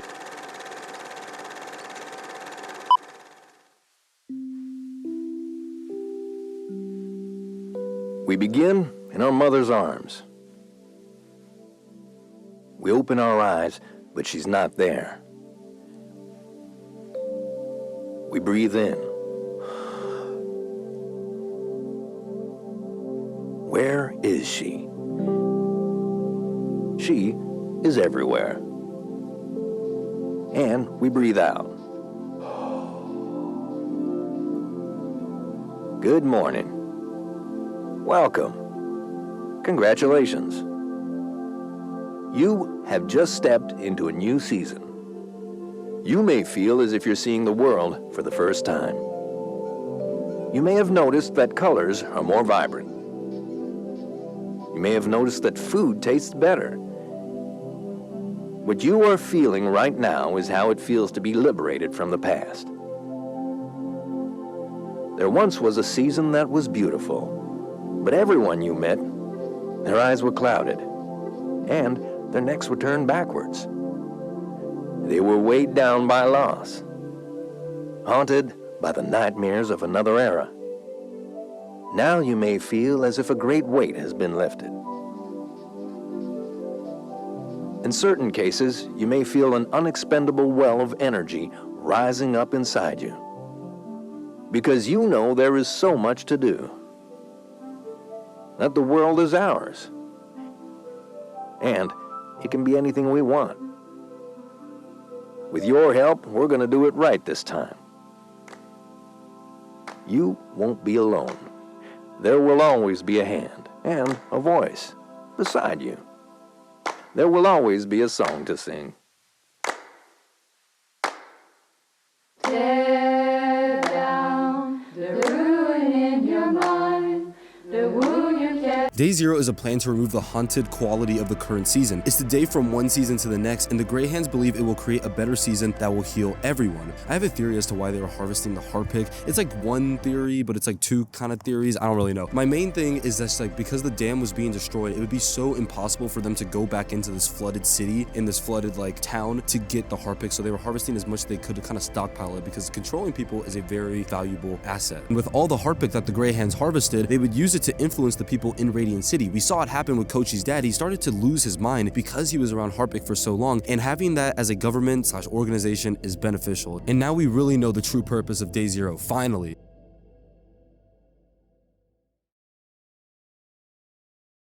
Hey, hey, we back in high school. Southwest parking lot. I told y'all. You know, contrary to the popular belief of most people hating high school in the movies and making it out to be this terrible thing, I actually really loved high school. It was not that serious, and I got to spend a lot of quality time with my friends before college, and it was a time where anyone could hang out at a moment's notice. Like everyone's schedules fit together. You didn't have work, you didn't have college, you didn't have people out of state, all this stuff. High school was cool. It was perfect. Like, I loved it. All my friends' schedules were open, and we were hanging out almost every single day. There's so much drama, so much lore, so much drama, so much just like fun, and just so like every day it was something new, and it was just perfect. It was so perfect. And it was just these small spheres of ours, but like, I love everyone. I love my friends. All right. It's so easy to talk to these people for hours on end and have no worries in the world. I've grown up with all of my friends. I'm very fortunate and lucky to have like all these childhood friends that I've grown up with, and I love them. And that junior and senior year of high school was something special, man. Like, bring those days back, bro. Gaming and gooning every day. Nathan, what do you have to say? Nathaniel, I have no words for you. Oh, fuck! Oh, shit! Where are we going? Fuck! Oh, shit! Here. I love you. All right. Hello, Jake. I'm about to get a job. I'm about to go get employed at Five Guys and make a burger. She said I make burgers and fries, but I'm not feeling him. I make a burger and I eat french fries. I'm fat and broke. My name is Jake and Brandon Winden, and I'm fat and broke. Oh, that's it. Oh. No! There's a time. Okay, you know why he was sus about like them being down there? Yeah. Because he knew? Because he knows that's where it is. Right. He probably thought that they were like trying to like investigate it. stuff. Oh, yeah, you're right. You're right. He probably thought they were the couple who were the.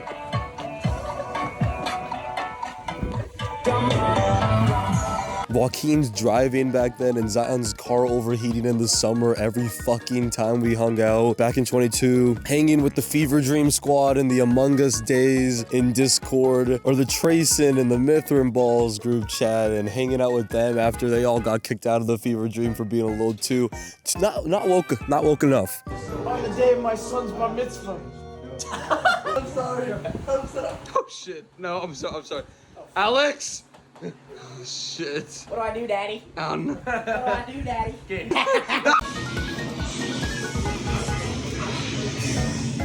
Game of Fridays. Let's go. Gooning with each other and shit, touching each other and shit, and fucking kissing each other on our fucking necks and shit, and the Olympia Park Hangouts times 1 fucking trillion. Dude, 1 trillion, bro. Olympia is actually the spawn point. I'm probably doxing myself at this point. Like, please don't squat me. I went to a different school than like Joaquin, Mark, Mateo, Levin, all of them. So seeing like the pictures that they would send during like their lunches or their classes always gave me FOMO. And their hot lunch reviews were funny, man. But like, I was still involved with my first school that I went to, that they were all at Desert Oasis. And then Southwest Career and Technical Academy. I was involved in all these schools, and like I had so many friends, so many friend groups, and it was just like great. I don't know how to explain it. Now just me getting out of this school earlier because we were seniors, and it was just like we would always get out and yap in that parking lot over there and just like yap for hours. And then it's like, oh, y'all want to get McDonald's breakfast? Let's do it. You all want to go to Freddy's right down there? Some of us started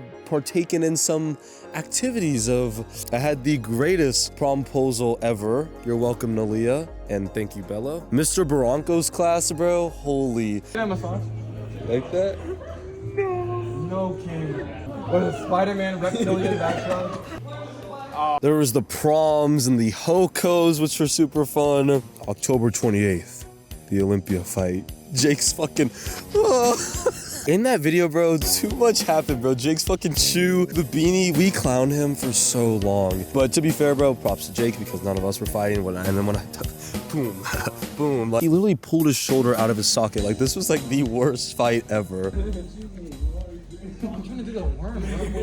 I'm trying. Do it for the bottom. Where's the ball go? What am I watching? Oh my God. Nate Day. Who remembers Nate Day? Anyone?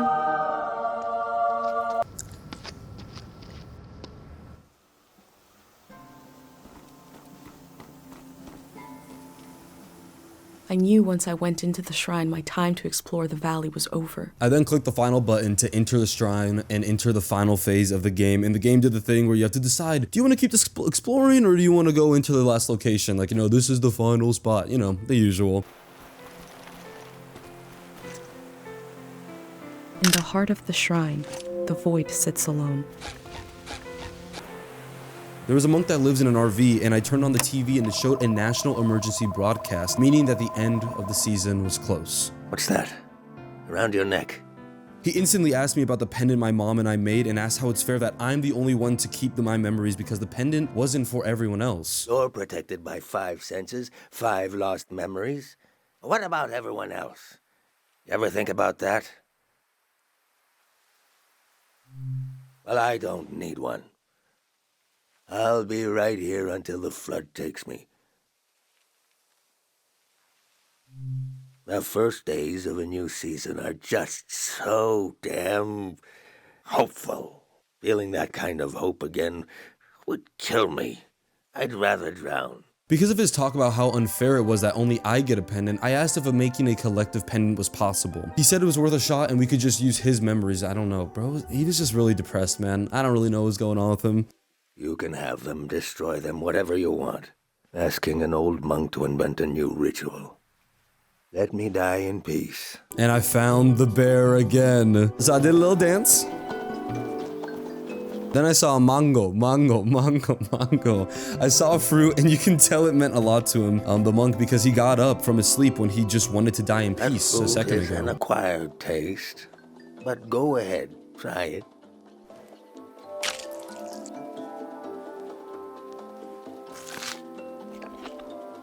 Do you like the taste? It takes time. I remember long ago when I was a beautiful human being, sneaking into the orchards with another boy, before we knew what was romantic and what wasn't. Stealing those fruits, pretending to love the taste, and pretending not to love each other. Both of us pretending, smiling and laughing until it became true. Oh, it's so good. He was a tourist, that boy. Left me heartbroken like so many others. Do I love the taste of the fruit now? I don't know.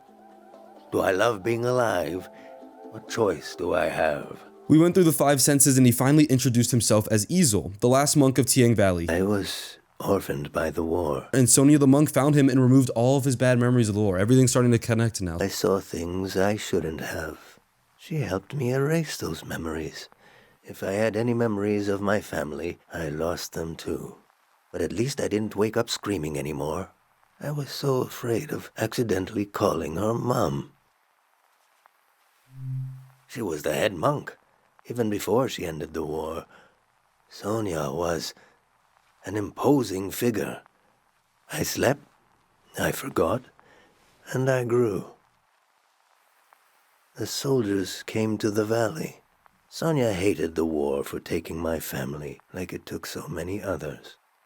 The most powerful prayers are always made out of desperation.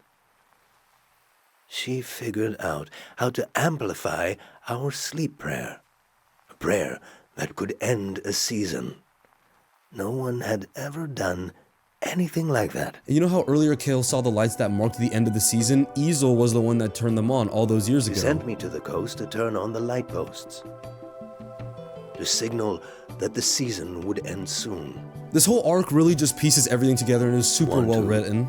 Pass on this blessing and leave yourself vulnerable, or will you continue your role as a vessel of memory? But for real, I said no because it's, my responsibility, for better or for worse, to, be responsible for logging everything the next generation will see. I have to make the sacrifice of not helping the few to help the entire next generation remember the good of the past seasons, what they can do better. You have to learn from history, and giving that up would be selfish. She told me I had to remember everything. That it was my role. When I told Ezel this, he was understanding, and it put his mind to rest that I would be safe. We sink these words into the fragile earth to accompany lost souls. Listen to the record of our lives spinning and the old woman tapping her foot to the music. Taste the fruit we stole from the orchard and pretend to love the taste until you truly do. Feel the fabric of a lost doll. Smell the incense of an old evening sun, the caretaker prayer, the scent of the woods and the wedding tree. Turn your eyes to the colored lights. The faces in the crowd are the faces of your children. We offer this prayer on behalf of our companions.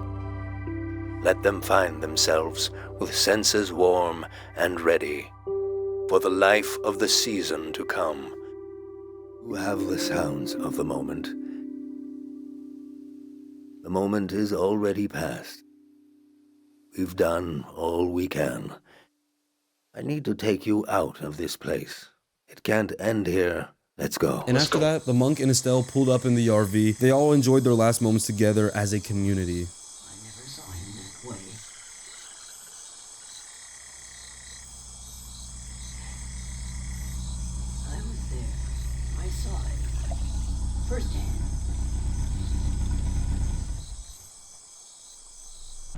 The true end of the Tiang Valley was not the flood coming. It was when these people would go their separate ways.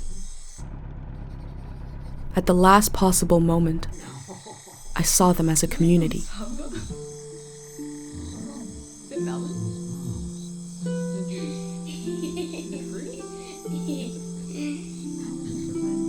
No matter what happens, I will carry the memory of these people into the next season.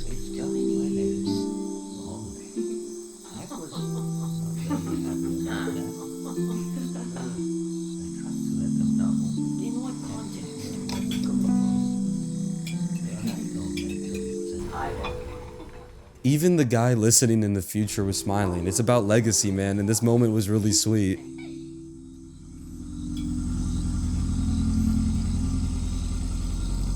The Grey Hand arrived. He had what he called passports for everyone. He said they were supposed to have a photo, but that his camera was broken and he wanted to use mine.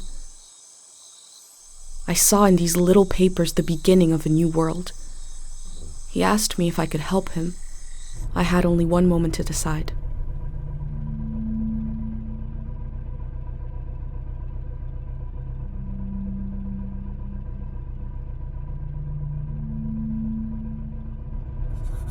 I said, yes. The Grey Hand thanked me. He gave me a pin and told me their new name would be Floral Path. And this has to be where this guy's from, and it's so cool seeing what the Grey Hands turned the Radiant City into.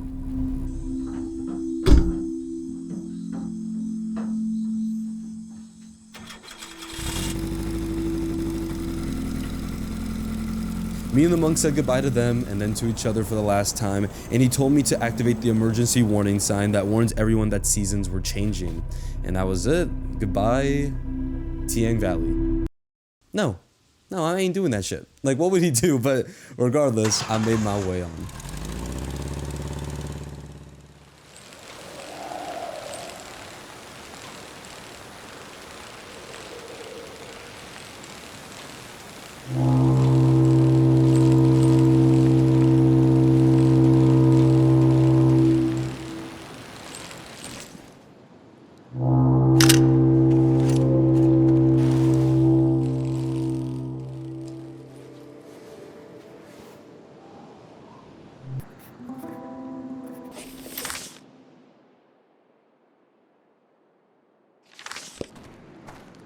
I just teleported to the bike. I'm so lazy, bruh.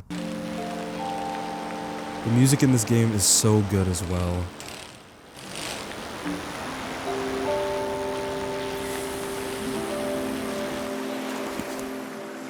As Estelle explored the beach, moving her way through the wreckage of an old season, on her way to warn the world about the arrival of the next one, I ran into this fellow here. Hello. I love you. Ice cream. This was like such a weird part of the game. Like, I don't know. Cause like, I didn't know that there was like other species, like besides humans, like keep it, why only in this town? But like these creatures were like nowhere to be found. And then I just ran into like one like weird looking guy at the end of the game, but he was chill. Me and him quickly became good pals. We talked about our different villages in completely different languages. The best we could make out was tree. He said he has a tree as well. Very nice. Art really can transcend language when done correctly. Through our sketchbooks, we both went on different journeys, yet ended up at the exact same place at the end of the season. I say I live home. My mother no cry goodbye. Your mother?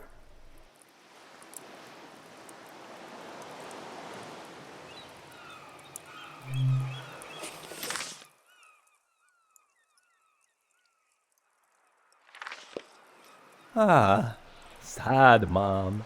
Morning I leave. I go far, far? Alone. Long time. I leave home. Ah, good. Amaistai kaikel abe amamola. Noste Camila ek ohak. I sinned at the end of my days for 60 years. I have walked this earth. But now... Look at Crab now. We took a selfie and talked all the way into the night until I activated the warning system to let everyone know that the season was finally ending.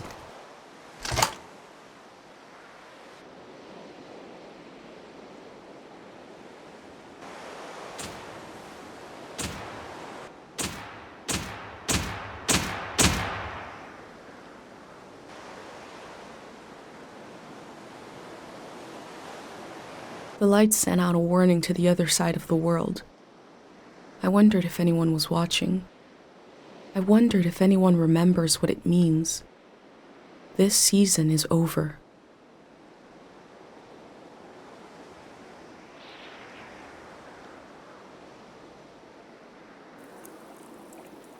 My new friend is sailing home in the morning. I've decided to go with him. I feel so scared and so relieved at the same time. I can't think straight. Before sailing into the unknown, I checked in on my journal, my letter to the future. He said it! He said it! I feel so scared and so relieved at the same time. It's kind of like growing up, eh? Maybe the real seasons was the friends we made along the way. I checked on my journal one last time, and as we sailed, the seasons changed.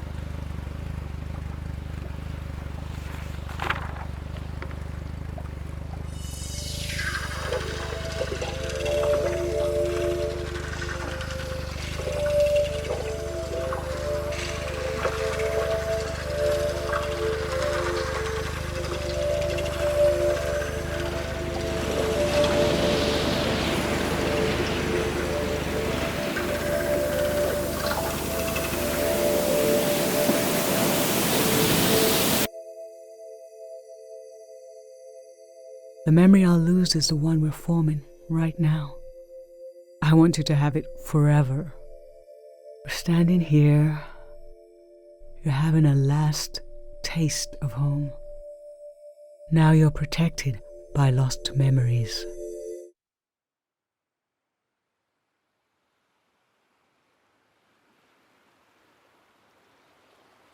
In the light, in the pattern of the surface of the water, I felt the god of forgetting wrap their arms around me. A wave of amnesia. But when they opened their mouth, I heard my mother's voice instead. I step into the next season with my mind intact. But what about everyone else? The masses of the world without a pendant, without their mother's voice in their ear. I read through my journal, knowing it might be the only record left of their lives, of this departed season. I have to remember for everyone. It was a season to collect and to let go, to sort through dreams, visions, and memories, all of which may have just been washed away. I don't know what might have been gained by this. I can only show you what was lost. This is part of the history of our world. I discovered the Grey Hands planned to remove the haunted quality of the season with a prayer. That prayer must have been for people to forget, to erase some of the world's memory. I hope what I recorded in my journal helps you cut through the fog of amnesia, to understand how the season changed.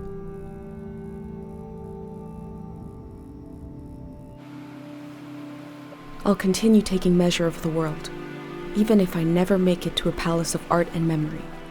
No matter where you're reading this, I offer you my journal and the lives inside it.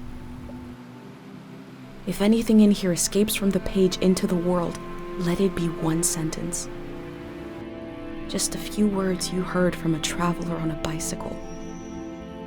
When at the end of the evening, she turned to you and said, "It is not too late."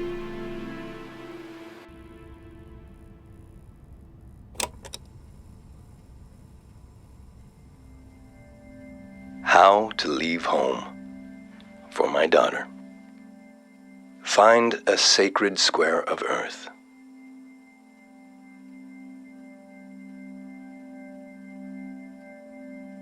Lay down so you have the dirt at your back.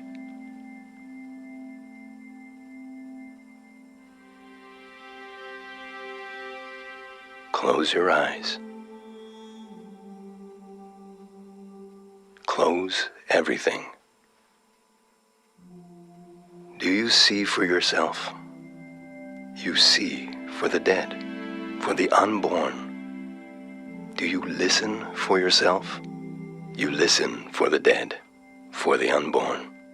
Your ancestors are in that dirt. All the living and all the dead are holding you up. Now, stand. They're still there, aren't they? It's time to move, to entangle yourself everywhere with everyone. So the next time you lay down in the dirt, you will have so much more to tell them.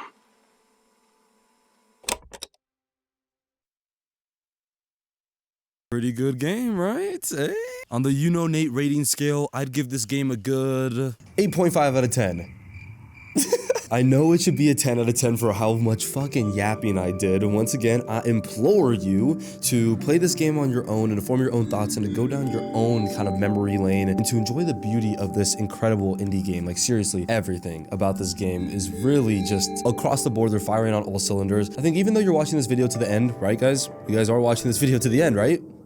Right? We are all watching YouKnowNate's video to the end. On all of your souls, we're watching this video to the end. Right, we're locked in. We're twins. Twin, my twin. But not you, Cuff'em. We're not twins, gang. And let me explain my fucking letterbox score on this game just a little bit more. Obviously, I've been hyping this game up and giving it its flowers for so much, but I had to do a little bit of digging because it felt like there was a lot of wasted potential with this game. Cue the fucking detective music. We're going black and white noir in this bitch. So while doing some digging, like an info hunt on this game, I found something interesting. This game's first introduction was actually back at the 2020 Game Awards almost 6 years ago, and it was just called Season. Or should I just say Saison? Because it's missing a letter to in the future.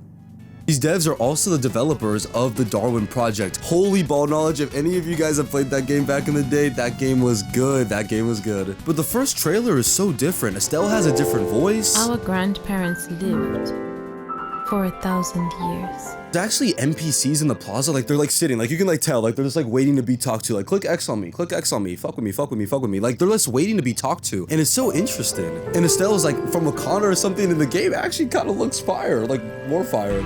Son. We have one season.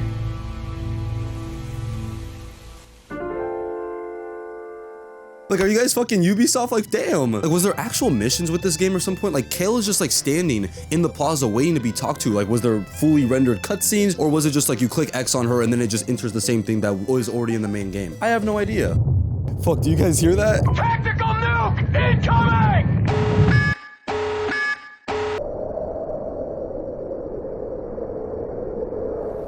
There's my fucking humongous friend Pate. Like, this is his dream, but it's him and us walking together and talking about it. Who knows? And who knows what else they cut? Bike customization, different outfits, rewards for explorations, like a cute scarf. I just want a fucking scarf. Give me a scarf. I don't know. There was completely different locations shown in the trailer that we never got to see any glimpse of in the game. And I'm surprised I've seen nobody in the YouTube comments like talking about this downgrade at all. But regardless, this game has a unique charm that no game I've played has matched ever since. It's the perfect size, babe. It's the perfect size game. I don't know. And Scavenger Studios are working on a new game, and I'm excited to see what they have upcoming. So, hey, good luck to y'all. Despite the very sketchy trailer, but it's not as bad as this one, or this one, or this one. But hey, that's the gaming industry sometimes. Wolf Among Us 2, please. Wolf Among Us 2, please. But now we're at that green electric box that I mentioned earlier, and because part of this video is about what I've lost this.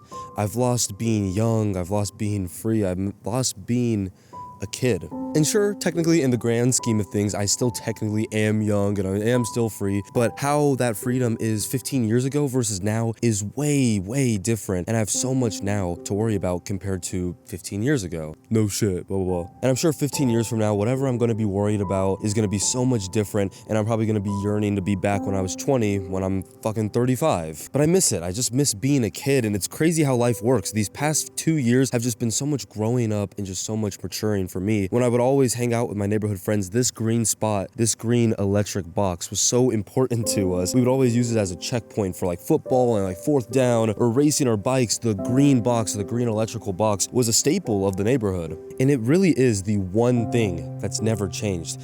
All of my neighbors have moved out, houses have been remodeled, streets and roads have been changed, but this green electric box right here has always stayed consistent. It's always been a constant in my life in this neighborhood. So it just goes to show that regardless of how much time passes, some things never really change. All the way to the rocks. Now he's going home. Bye, Jackson. And I don't know if I'll ever change. I'm always going to miss this. It was just so perfect, just being young. And now I'm in college, finishing my junior year of college, or like in the middle of it, whatever.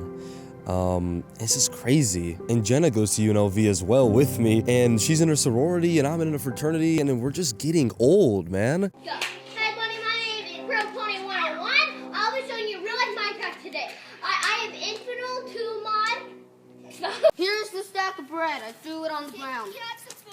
There's a stack of bread on the ground. Okay. But Nathan doesn't have a bread. Oh, yeah.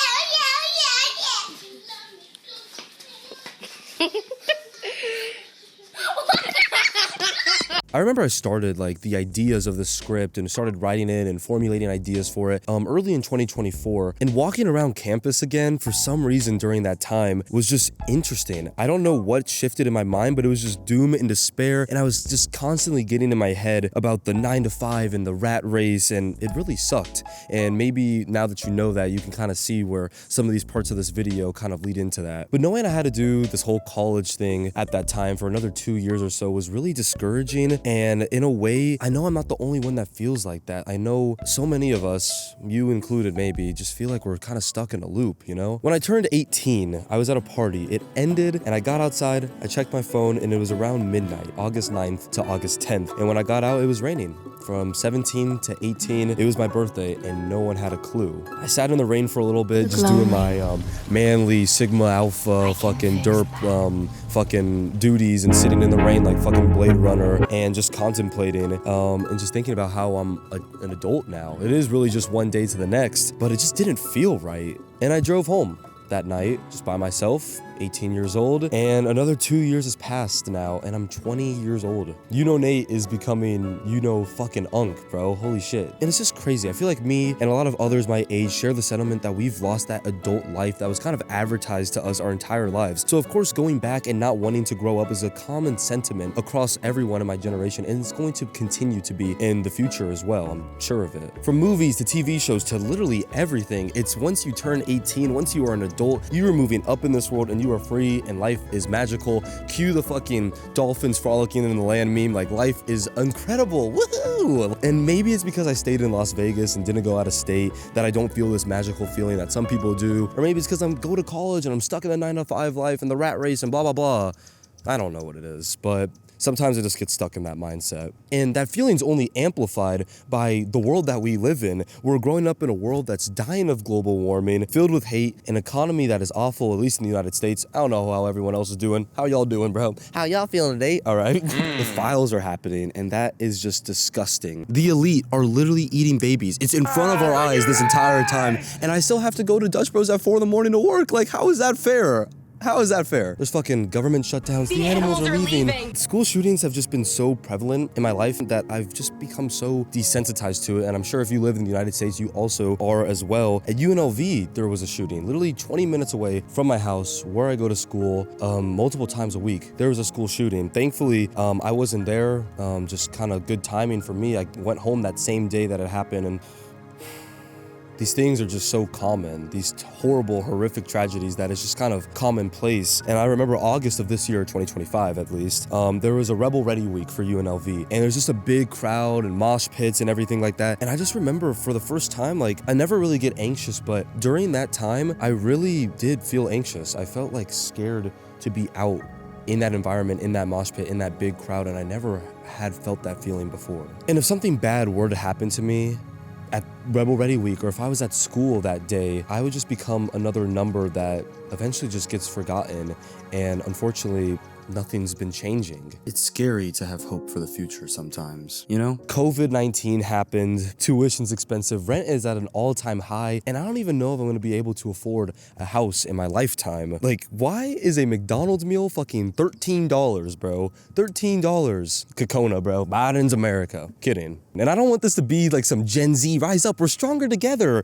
video, bro, because that's what it's starting to feel like. But ever since COVID happened, it feels like I just Doctor Stranged myself through the space-time continuum, and I'm just here because, like, how am I 20 years old? Like, I just used to be this tall. We're old now, and I'm still coming to terms with it. I'm sure I will still continue to come to terms with it because life is just going one direction. That's the only thing that's consistent with all of us, time. We all experience it regardless. It's the one thing that kind of binds us together, and that's why nostalgia is such an interesting topic to talk about. We're all getting old, you included. Yes, you are too. Me and you, little bro. And I feel like I've just been robbed of time that belonged to me, you know what I mean? Or like something is out there just trying to take it away. Like Joaquin, Zion, and I hopped on the game for the first time in months recently, and it's just so funny compared to my last YouTube video where I was like grinding festivals, playing fucking Cake by the Ocean and Fortnite festivals like for hours on end, like just gooning in my underwear, crusty ass pants. Like, no, I'm kidding.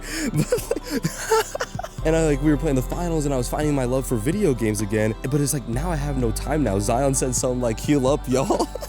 And when he said heal up, y'all, I'm like, bro, we're 20 now. Every now and again, it feels like there's kind of a renaissance on like YouTube and TikTok with people kind of reminiscing about nostalgia and just hella old clips with like Fortnite and, hey, Fortnite's free, you should play it. Bird Game 3, like the fuck, Nick A30. And just like all this renaissance of people worrying about the 9 to 5 and the future. So I know that this is a common feeling I know a lot of people struggle with. And it's part of the reason why back then in 2024, I decided to make this video. It's comforting knowing that I'm not the only one that's kind of worried about the future, the past, the present, life, and everything that goes on with it. Time, my favorite spiral. Listen to sales. My last real summer was the summer leading into fall freshman year back in 2023. That's what my shirt says. I think it's like backwards because like mirrors and whatnot, but class of 2023, that's when I graduated. We had the senior send-offs, the last exams, final moments, all leading to graduation. And part of that was coming back to Stuckey Elementary School. I remember me and some of my elementary school friends, and just kind of like everyone that is still in town during that time, we all came back here, wore our gowns, and we walked the halls and played like some Foursquare, like just all of us grown up, and we walked the halls, and all like the little kids like were clapping for us, cheering us on as we were walking around elementary school for the final time before we graduated. I sound like the fucking kindergartner. I went to a lot of graduation parties, like so many. There's a lot of good ones, but a few evil ones, like the Junie shoulder incident. Oh my gosh. But with graduation and like having to walk through my elementary school like hallways again after like 10 years of not being in these doors, I knew that things were gonna be different forever. I had to say goodbye to a lot of my closest friends. A lot stayed in Vegas, but it was also different. Most I keep in touch with, but texting from time to time versus seeing each other in person is two completely different things. And when I do see these people, it's like once every week or so, once every week or two or week or three, because we're just so busy with life, responsibilities, jobs, and just being adults. And when I used to see these people almost every single day, that difference in how much we see each other just hurts so much. And Trayson, one of my friends, had a baby. He had a kid. Like the guy that's doing this in this picture, he had a child. And it's just crazy. Life is changing at rapid acceleration. Like, I don't know. And some people that I've known since elementary school, like I grew up with them, like we went to Stuckey together. They're having kids now, and their kids might go to Stuckey too. Like, this change has always been happening throughout the years. We're just growing up. Maybe I'm stuck in the past. I love all of my seasons, I really do, regardless of the good and the bad within them. But man, sometimes I just wish I could just go back in time and just experience a few specific moments just one more time. Moonlight on the river, like had aspect, but like it really is true. I really do miss those times. Like some 50-year-old in the comments is gonna be like, soft hands, brother, welcome to life. I've just got off my 28-hour shift in my workday and I didn't even sleep once. This is reality. I understand that, I know, but just let me be sentimental, please. Maybe it makes moments spent with them more special having that distance like some of my friends, but I don't believe that. Like I have like 3 years, maybe like probably like 2 to 3 years realistically with some of these people that have changed my life, and I've spent a majority of my life with them, and I just wish there wasn't distance. All it's been is distance these past few years after high school, and I just want to be close with them again. Like I don't need any more distance. I want closeness, because obviously when I see my friends again after like a few weeks of not seeing them, like yes, it's like it's like no time has passed at all, but it's because I've known them for my whole life. Like of course it's no time has passed, but I want more of them. I want more of just each other, no distance. We have the first day of our college classes tomorrow. Arigato. Man, I was a kid and always thought of college as so old. Here you are, bro. You're pushing 50 now. Yeah. Isn't it crazy you're closer to 50 than you like were when you were born? Are you dumb? I thought he was gonna say like, I don't know.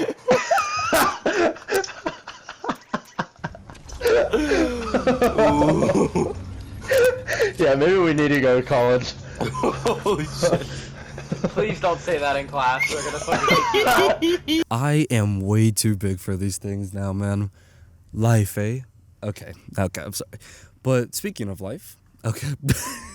Speaking of life has a crazy way of reminding you of things at the perfect moment. I was at First Friday with my friends and we heard a band and it reminded Joaquin and I of something, and we both said the same thing at the same time. The cow. Part of my high school lore arcs were the Mormons, as we called them. Mateo, Jace, Samson, and Davey, they all started a rock band called The Cow. Vocals was Mateo, guitar was Samson, bass was Jace, and drums was Davey. And their band was really cool. It wasn't just your average high school SoundCloud rapper. We all have and had one of those. They had some good shit. Maybe I'm glazing, but if they kept going, I think it really could have been something. It moved me. The music moved me. And everyone knew them. They were just good guys, and it showed. A lot of people loved them. So did I.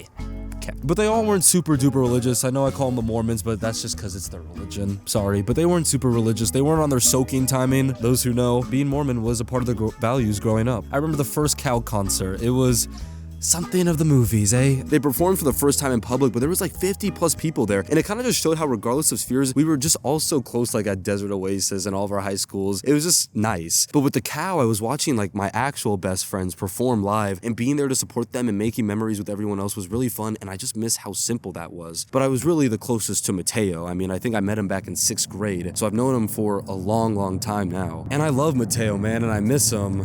I really do miss him. And that sounds like he's dead. I swear he's not dead. He has such a nice personality. He could be reserved at times, but was really smart and funny and just very personable, just a good person. Deep conversations were easy with him, but it could switch and be some of the funniest conversations you've ever had. There were a few more of the Cow concerts in Mateo's backyard and Jace's grandparents' house when they were out of town, so thank you to the grandparents. And even at my old high school, they performed at Sadie's and other events, and it was just kind of like this, being a part of like this niche, like before they were famous thing. Like, it was just so fun and so unique. No. What do you want? A piece of gum.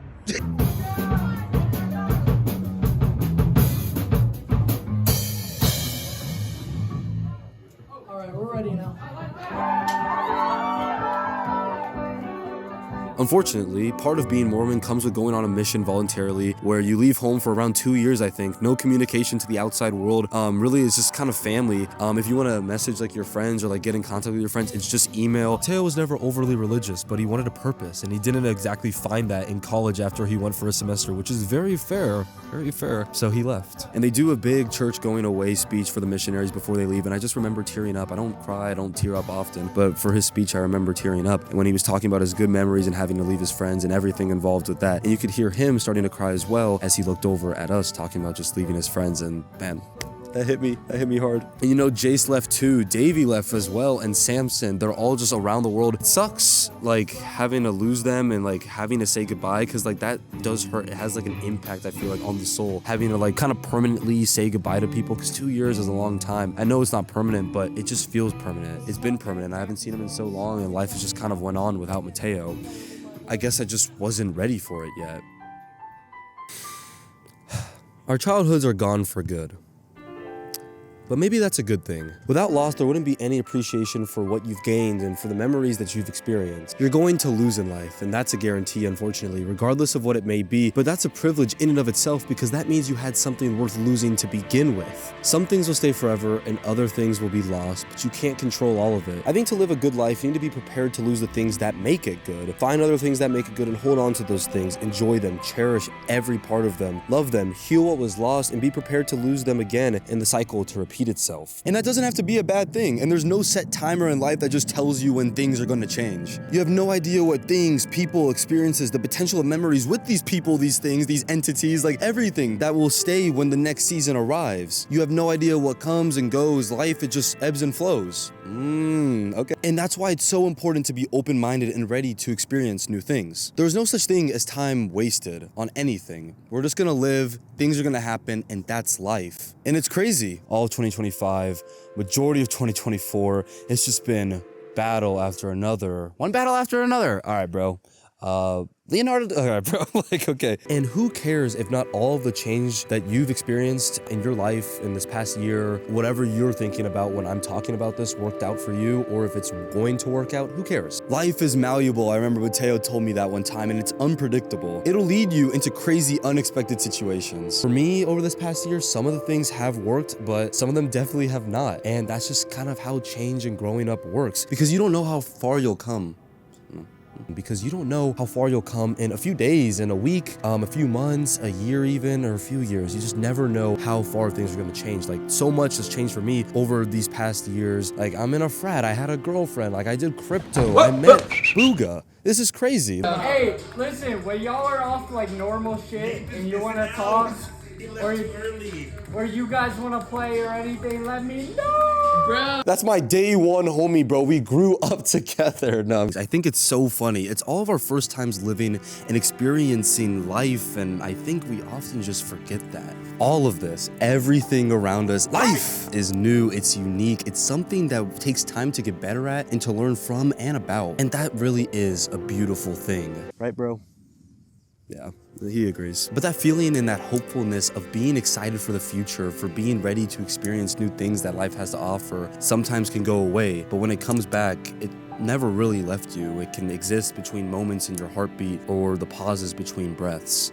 It really is always there. It just takes time to realize that. And I sometimes hate when eras end, when seasons change. Y'all dead ass. Sometimes I try to look on the bright side, and sometimes when that doesn't work, I go back into the past. I get nostalgic over my past seasons. But I have to remind myself it's okay to let go. I thank Seasons because it's a phenomenal game that it made me think about my life retrospectively since I last uploaded my video oh so long ago. In dealing with everything, all the changes that life threw at me, making this video and always thinking about nostalgia. It's what I do. I'm a nostalgia baiter. What can I say? The change from one season to next can be subtle or it can be remarkable. Like, life is insane. And I've had friends move on. I never would have thought in a million years that Akash and I would have drifted. Oh, Akash. Oh, Akash. Like I said, you never know where life is gonna take you. So seriously, don't worry too much, yeah? I feel like there's this hidden pressure within my bones to how I'm gonna end this video. And I don't know, I get anxious thinking about it. So I'll end with this. Nostalgia is a reminder that you are living a life worth living. Regardless of the good and the bad, it is a privilege to yearn for your own memories. So please, enjoy your season. Thank you so much.